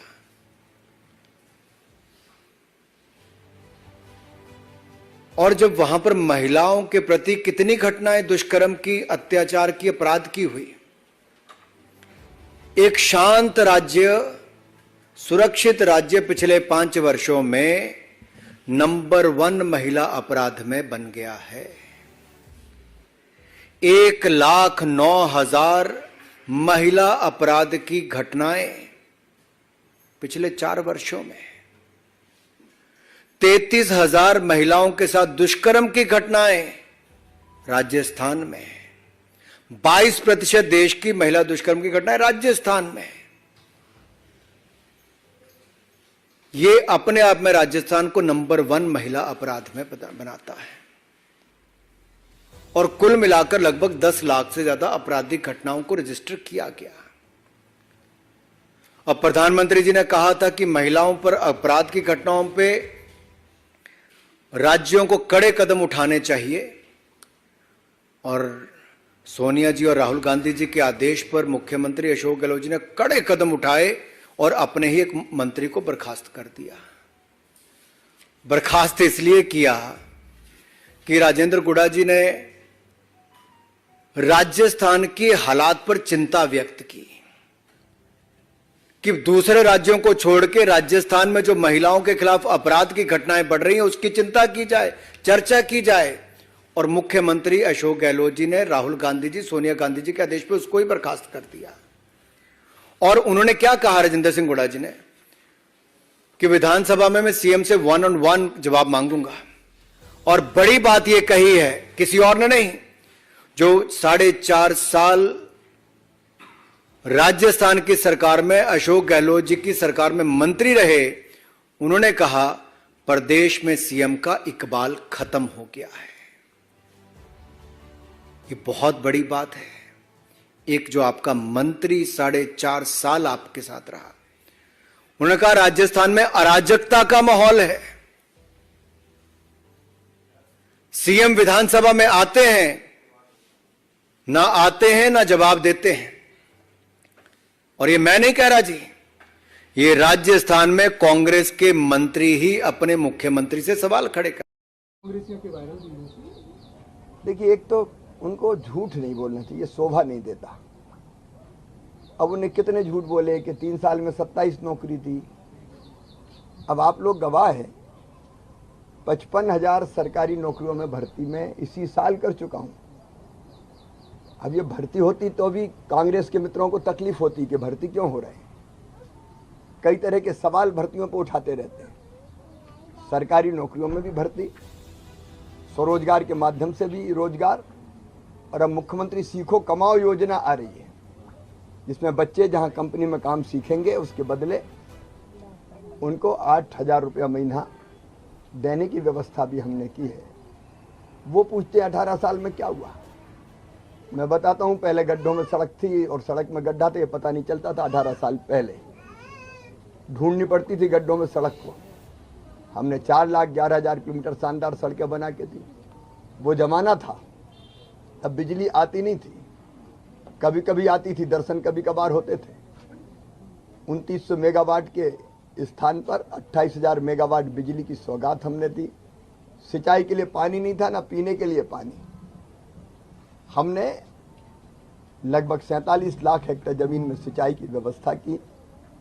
मध्य प्रदेश तेजी से आगे बढ़ा। अगर मैं उपलब्धियां गिनाऊंगा तो अनेकों हैं, लेकिन दूसरी तरफ जनता की जिंदगी बेहतर बनाने के जो प्रयास हुए हैं। अब बेटियों को लाडली लक्ष्मी कौन ने बनाया? हमने बनाया।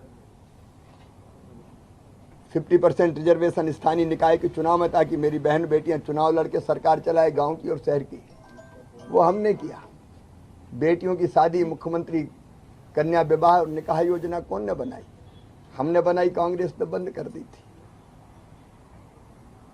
हम तो ये पूछना चाहते हैं कि बेटा बेटी को जन्म देने के पहले 4,000 और जन्म के बाद 12,000 रुपया मैंने देना शुरू किया था, ताकि गरीब बहन भी बेटा बेटी को जन्म देने के बाद आराम कर सके।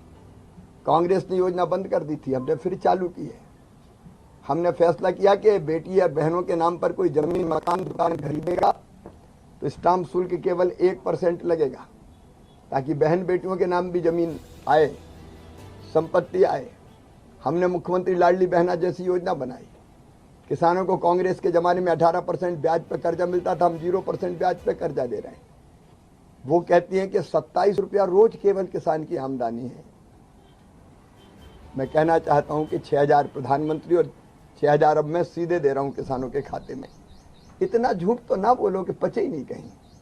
अब इतनी धड़ल्ली से ऐसा साफ झूठ बोलते हैं, मुझे तो आश्चर्य होता।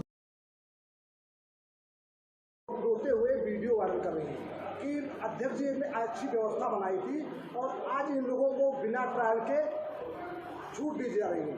कोर्ट ने भी जवाब मांगा है।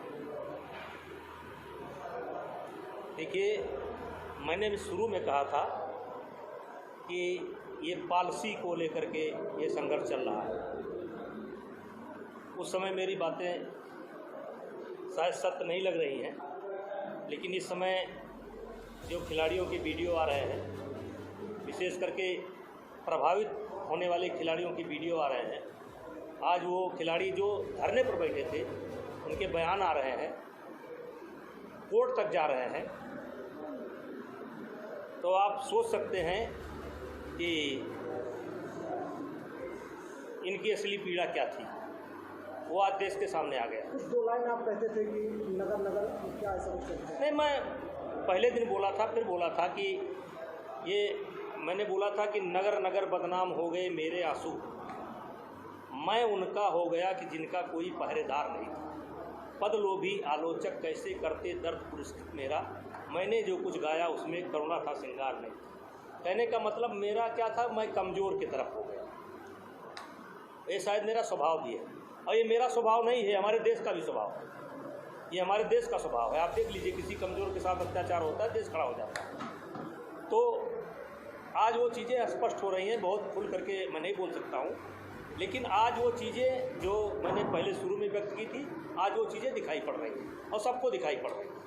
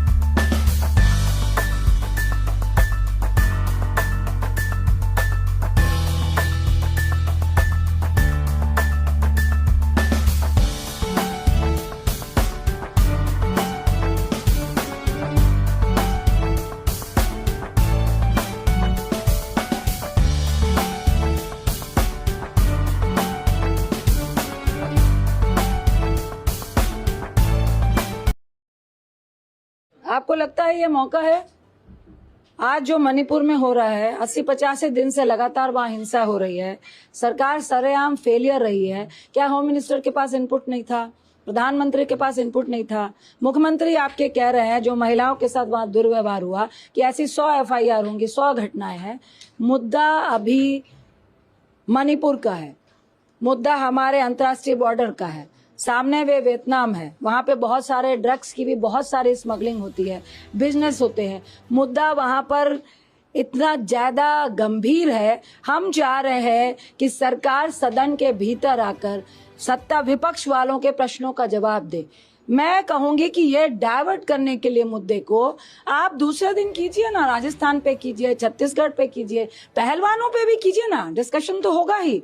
दिल्ली पे कीजिए, उत्तर प्रदेश पे कीजिए, मध्य प्रदेश पे कीजिए, हम सब तैयार हैं। लेकिन अभी पूरा विपक्ष, पूरा इंडिया चाहता है कि मणिपुर में आखिर क्या वजह है कि 90 दिन से आप हिंसा को रोक नहीं पाए। और जिस तरह से महिलाओं के मांस को नोचने जैसे वीडियो आ रहे हैं, हर आदमी की रूह कांप रही है और थाने के 2 किलोमीटर पहले हो रहा है और पुलिस से छीन के भीड़ ले गई है। हम इस मुद्दे पे चाहते हैं आपके साथ जवाब पूछ रहे हैं, आपसे सवाल नहीं पूछ रहे, आपसे सवाल पूछा है, आपको जवाब देना है। हर बार जिस तरह से प्रधानमंत्री बाहर में अपना सिर्फ स्टेटमेंट देते हैं, ना कि वो सवालों का जवाब देते हैं। हम चाहते हैं कि अगर हिम्मत है तो भगोड़ा नहीं बनिए।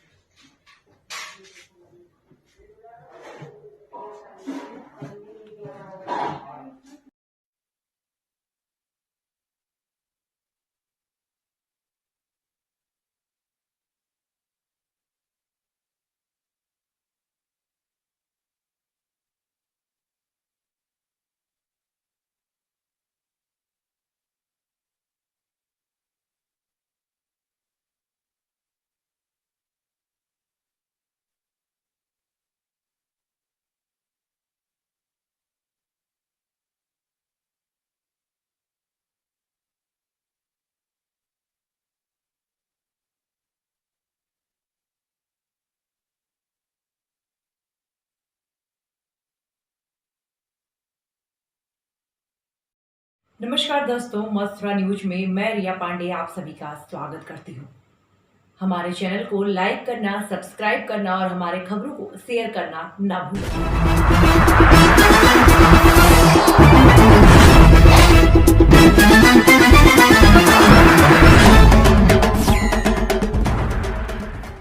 मैंने सच तो बोला, अब समझा पाई या ये कोई समझाने वाली बात नहीं थी। उन्होंने पूछा, मैंने सच बोला, अब जो कहेंगे वो वैसा ही करेंगे हम। जी जी जब जांच चलती थी बात हुई आगे कि जो है कोई तीसरा था जिसने आपकी हेल्प करी अंदर उसने लिया। ऐसा कुछ भी नहीं था, ना ऐसा था, ना मैं किसी पे झूठा इल्ज़ाम लगाऊंगी। अगर एक झूठ बोलूँगी तो 100 झूठ बोलने पड़ेंगे। तो मैंने जो सच था वो बोला है।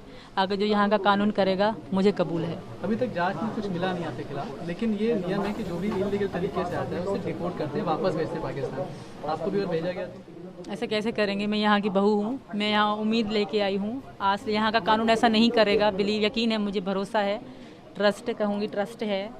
तो मैं यहाँ की बेटी हूँ, यहाँ की बहू। पाकिस्तान मुझे मतलब वो आना वो मुझे मेरे लिए मतलब पराया देश बन चुका है। होटल वाले ये कह रहे हैं कि आप नाम बदल के रह रहे थे, आधार कार्ड सचिन लेके गए थे, यहाँ से क्या कुछ है? ऐसा कुछ भी नहीं है, वो हमारे साथ फैमिली की तरह रहते थे। वो पता नहीं क्यों कह रहे हैं, हमने नाम लिखवाया ही नहीं था। पहली बात उन्होंने लिखा ही नहीं था, पहले ये थे तो उन्होंने से पूछा था और हमने पैसे पेमेंट करी थी। वहाँ पे इतनी सख्ती नहीं होती, तो होटल वाले बहुत अच्छे थे, फैमिली की तरह रहे थे। वो ज़ाहिर अब खुद को बचा। क्या फर्जी आधार कार्ड थे आपके पास? नहीं, बिल्कुल मेरे पास जो सही आधार कार्ड थे। हाँ बिल्कुल मनाती थी, 2 मना चुकी हूँ मैं पीछे। वो मेरी वीडियो भी इंस्टाग्राम में है और वायरल भी हो रही हैं। एक लाल साड़ी थी, एक गुलाबी साड़ी थी मेरी। मैंने 2 साड़ी भी खरीदी थी। मैं वापस नहीं जा सकती, वहाँ मेरे लिए बुरी मौत इंतज़ार कर रही है। तो यहाँ का कानून ऐसा गलत नहीं करेगा मेरे साथ। और आप सबसे भी रिक्वेस्ट है कि सपोर्ट में बोलो। जिस तरह गलत बोल रहे हो, भाई को बॉयफ्रेंड, बाप को बॉयफ्रेंड, इस तरह मत बोलो। हमारी भी इज्जत है, आत्मा सम्मान है जी। हम लोग यही, हमारी जांच चल रही थी सर, इसी कारण जी। जांच का अनुभव कैसा है आपको? बहुत बुरा भी था, रोते भी थे हम लोग, डर भी लगता था, पर सच तो बोलना था। सच की जीत होती है और मुझे भरोसा है ना। बच्चों से मैं दूर रही 2-3 दिन, बच्चे मेरे साथ नहीं थे। मैंने उसे होटल वाले को सब नाम बताया था। मैंने कहा था कि आधार कार्ड भी ले लो, तो उन्होंने अनो कह दी थी आधार कार्ड की कोई ज़रूरत नहीं है। पहले मुझसे ये पूछा था कि तुम कहाँ से आए हो, क्या नाम है। मैंने बोला था मैं इंडिया दिल्ली से आया हूँ, और कि इंडिया दिल्ली से आया हूँ, और बस ये पूछा था और ये बताया था। मैंने बोला था आधार कार्ड फादर कार्ड तो नहीं चाहिए, तो उसने बोला नहीं आधार कार्ड की कोई ज़रूरत नहीं है, और नाम पूछा था बस मेरा, तो आधार कार्ड नहीं मांगा था। अब ये पता नहीं उसने नाम लिखा हो या ना लिखा हो। और ये क्या कि मैं उसको रोजीना 12 बजे के बाद रोजीना पैसे दे देता था, रूम के 500 रुपये नेपाली रुपए में पैसे दे देता था। नहीं, ऐसा कोई बात नहीं है। आप जो है 4 फ़ोन थे सीमा के पास में। 4 फ़ोन किस तरह के थे? 4 फ़ोन थे, वो बच्चों के भी थे और इसके भी थे। एक से हम दोनों बात करते थे और बच्चे जो रोते थे चल वो के फ़ोन दो। हमारी तो कॉल 24 घंटा चली रहती थी। जब फ़ोन बीतता था जब भी थोड़ा शांत मिलते रहते थे फ़ोन, तो ये हॉटस्पॉट दे के बच्चे चलाते रहते थे। आगे क्या करने वाले हैं आप? आगे के देखते हैं क्या होता है। अभी तो हम आगे की खैर भगवान तो है नहीं कि आगे की देख लें कि क्या है आगे क्या होना। क्या सर रखी थी करवा चौथ, तो वो इंस्टाग्राम में टिकटॉक में वीडियो भी पड़ी है करवा चौथ की। सर देखिए, मैं खैर ये भी मेरी बीवी है, यहाँ की बीवी हो चुकी है यहाँ पे, और मैं अपनी बहू मानता हूँ इसे, और मेरी घरवाली है। ऐसा ना करें कि हम दोनों का जीवन खराब हो और हम दोनों बस सही सलामत रहना चाहते। पूछताछ यही हुई थी कि कैसे आए थे, कैसे गए थे, कब से बात हुई, कहाँ मिले, कैसे हुई, यही जानकारी हुई थी। यही पूछ रहे थे बस। क्या घर पर आ गए थे हम पूछताछ के बाद। क्या नहीं, मना तो नहीं गया था। खैर कि हम खुद हमारी तबीयत गले वाले से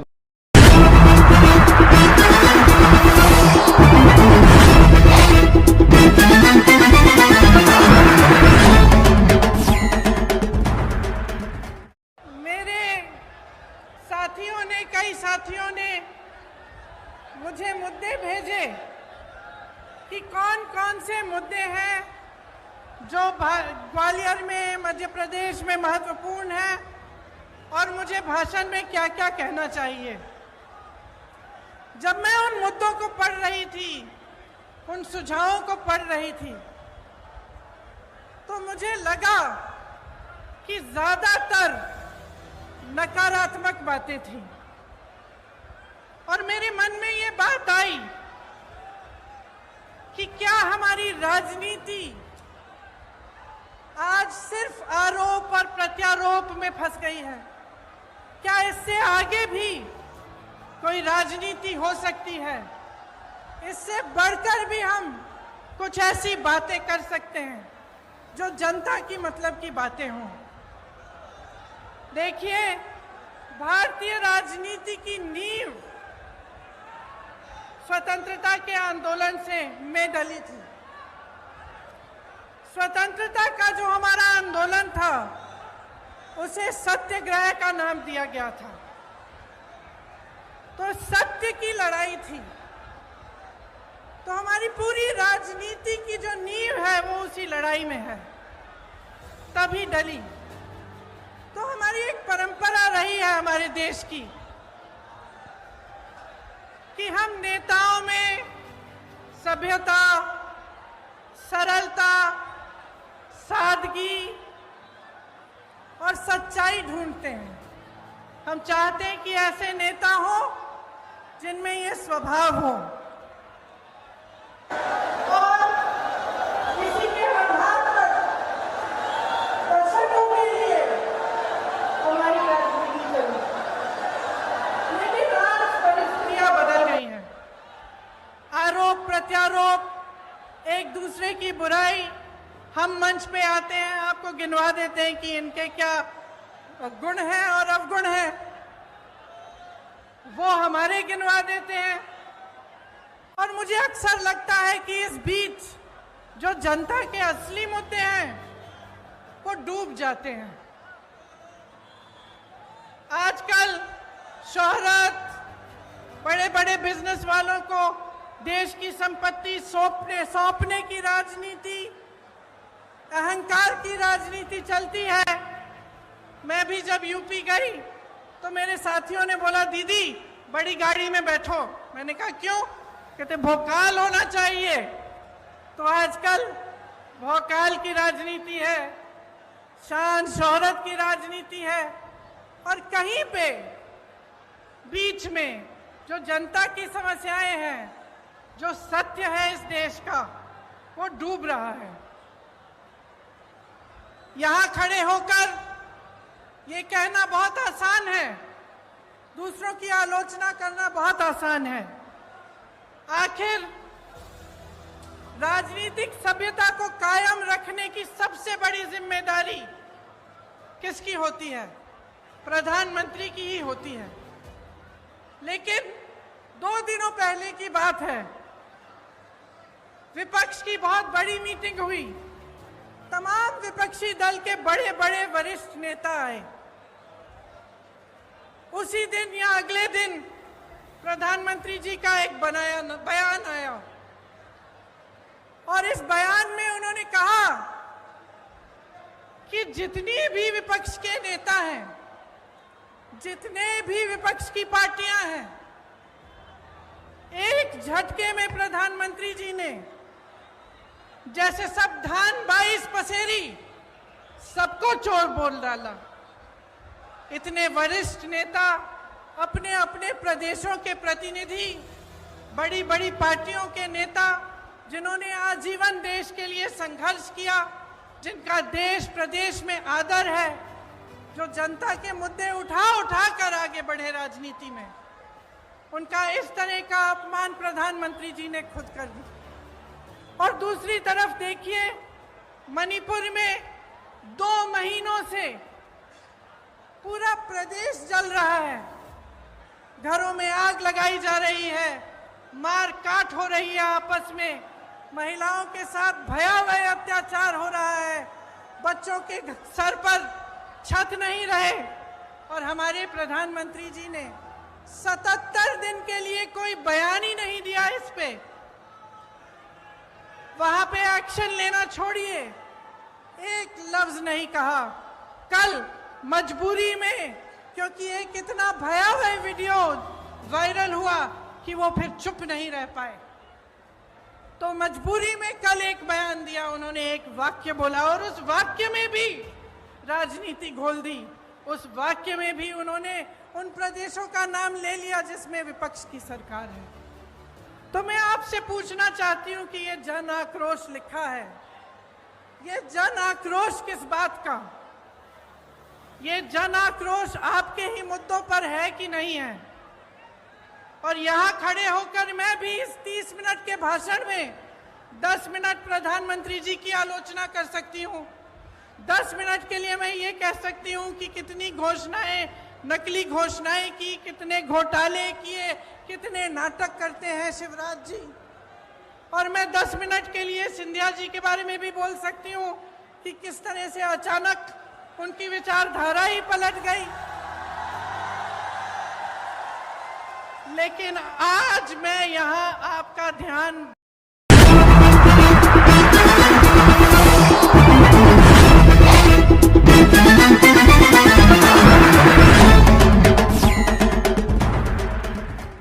मेरा हृदय पीड़ा से भरा हुआ है, क्रोध से भरा हुआ है।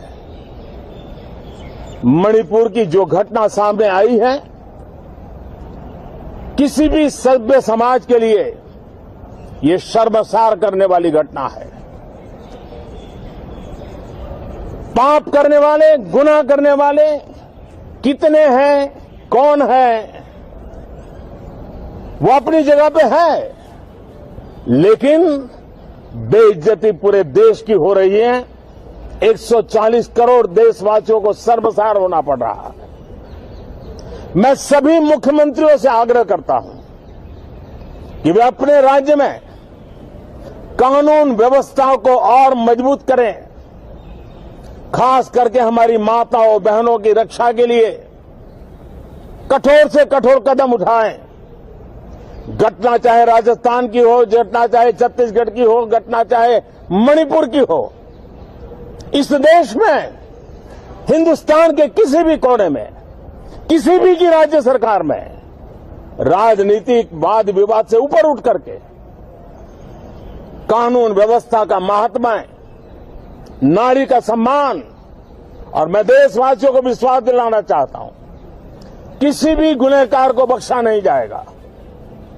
कानून अपनी पूरी शक्ति से, पूरी सख्ती से एक के बाद एक कदम उठाएगा।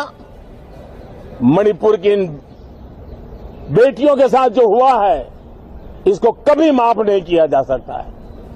बहुत बहुत धन्यवाद दोस्तों।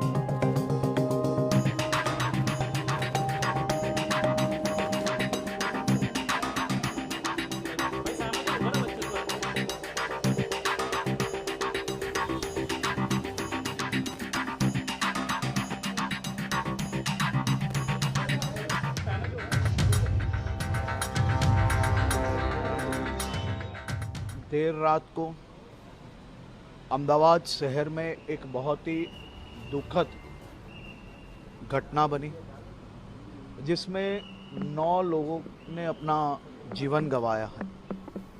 आज गुजरात के मुख्यमंत्री श्री भूपेंद्र भाई पटेल ने एक हाई लेवल बैठक बुलाई थी।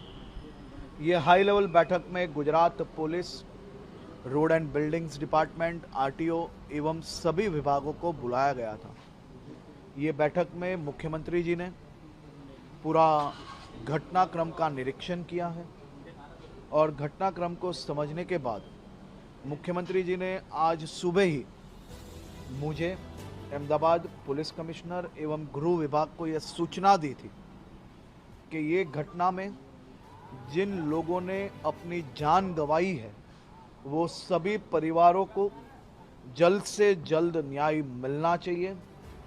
न्याय ऐसा मिलना चाहिए कि भविष्य में कोई भी युवा इस प्रकार की घटना, इस प्रकार का कार्य करने में उसको डर लगनी चाहिए, उस प्रकार की कार्यवाही होनी चाहिए।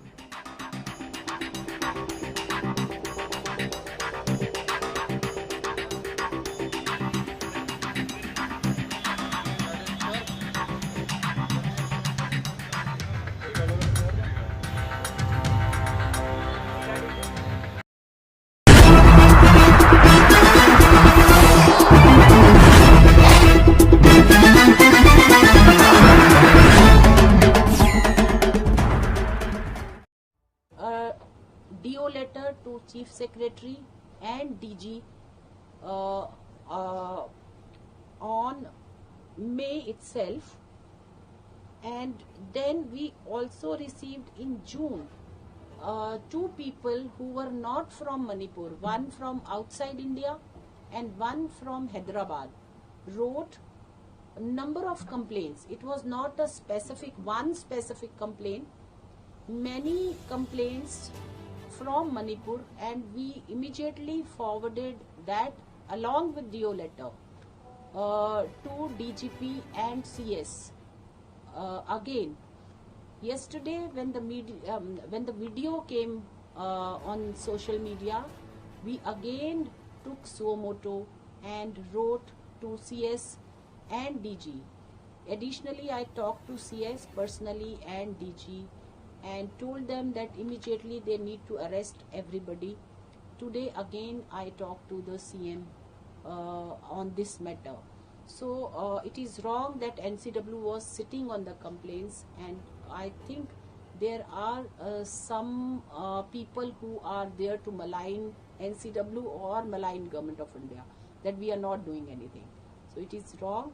Again, I would like to clarify that whenever the complaints came, we forwarded and we wrote to DG and CS of Manipur.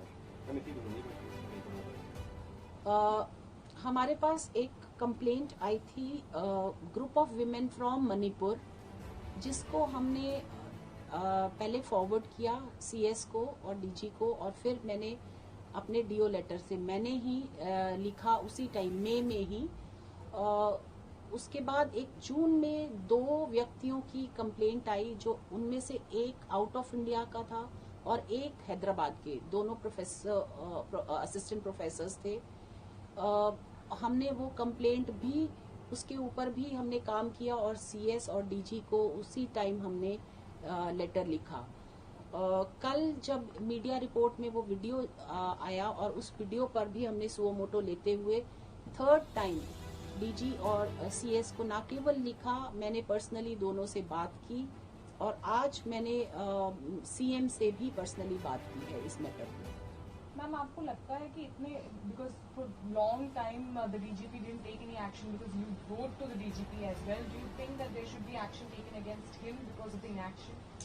See, I don't know the situation on the ground, what and why. And today, when I talked to CM, my purpose was the same, that I should tell them that I am writing again and again to DG and CM, and now it is up to the CM.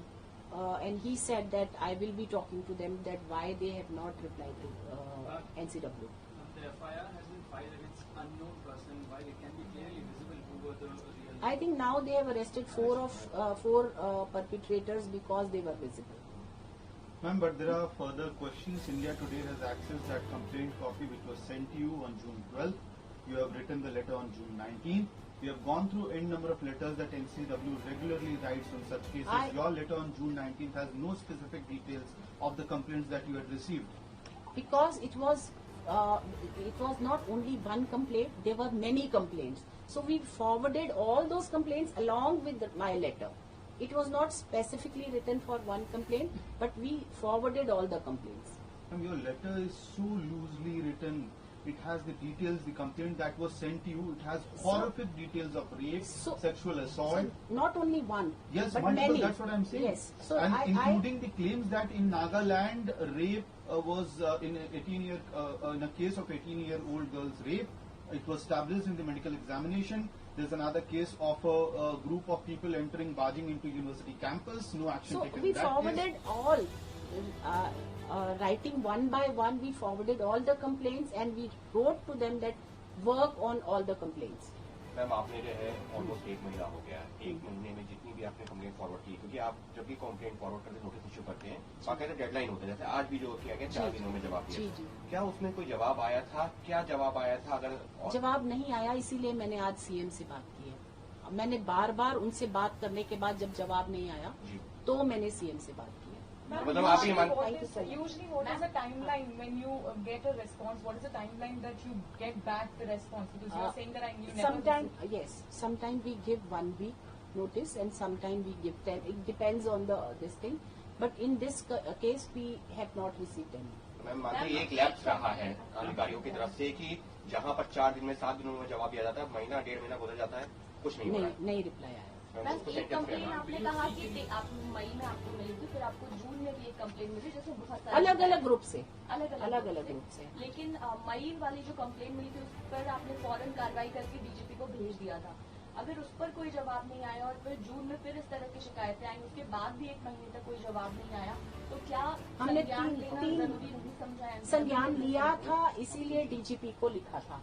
हम एक चीज मैं media को समझाना चाहूंगी कि हम एक ऐसी बॉडी है जो एडवाइज कर सकते हैं और उस पे काम करना ऑफिसर्स का काम है, चाहे वो सीएस है या डीजीपी है। तो हमने अपनी तरफ से एडवाइज किया था उनको। क्या आपने सीएम से आज बात की? क्या डीजीपी के खिलाफ भी कोई कार्रवाई मैंने उनको कहा कि आप उनसे क्वेश्चन करें कि मेरी चिट्ठियों का जवाब क्यों नहीं दिया और मेरे को रिप्लाई भेजा है। और वहाँ की लोकल गवर्नमेंट की अभी तक जो इनएक्टिवनेस रही है इस चीज को लेकर, उस पर आप भारत सरकार से कुछ डिमांड कर रहे हैं? मैंने लोकल गवर्नमेंट से ही बात की है एंड आई होप कि लोकल गवर्नमेंट मेरा जवाब दे। आपने स्टेट कमीशन को वुमेन से बात की है, उनसे रिपोर्ट मांगा है कि ऐसे कितने कंप्लेंट्स हैं? स्टेट कमीशन से मैंने नहीं बात की, मैंने डायरेक्टली सीएस और डीजी से बात की। No, we haven't received any. I have not received any.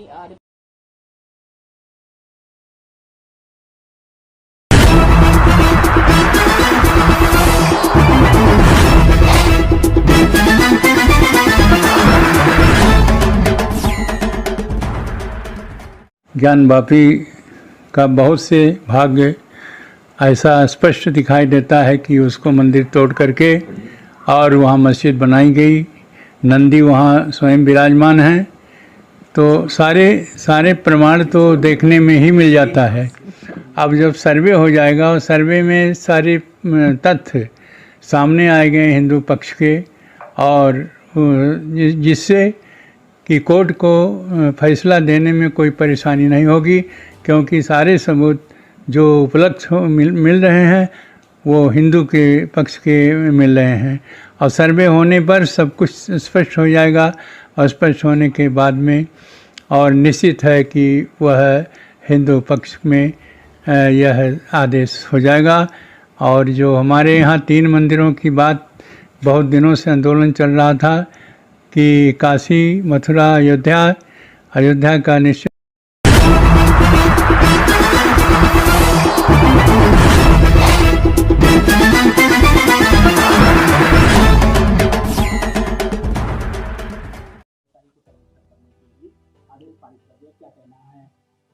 देखिए एसआई को किया है तो एसआई ने ही राम जन्मभूमि के खुदाई करके और प्रमाणित किया था कि यहाँ मंदिर था और मंदिर तोड़ करके मस्जिद बनी।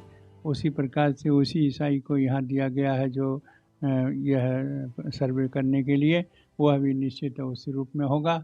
और मैं कोर्ट को धन्यवाद देता हूँ कि इस प्रकार से जो सर्वे करने का आदेश पारित किया है उससे स्पष्ट हो जाएगा कि यह मंदिर का जो स्वरूप है जिस पर लोग आपत्ति करते हैं वो स्पष्ट हो जाएगा और कोर्ट को आदेश देने में कोई समस्या नहीं रहेगी।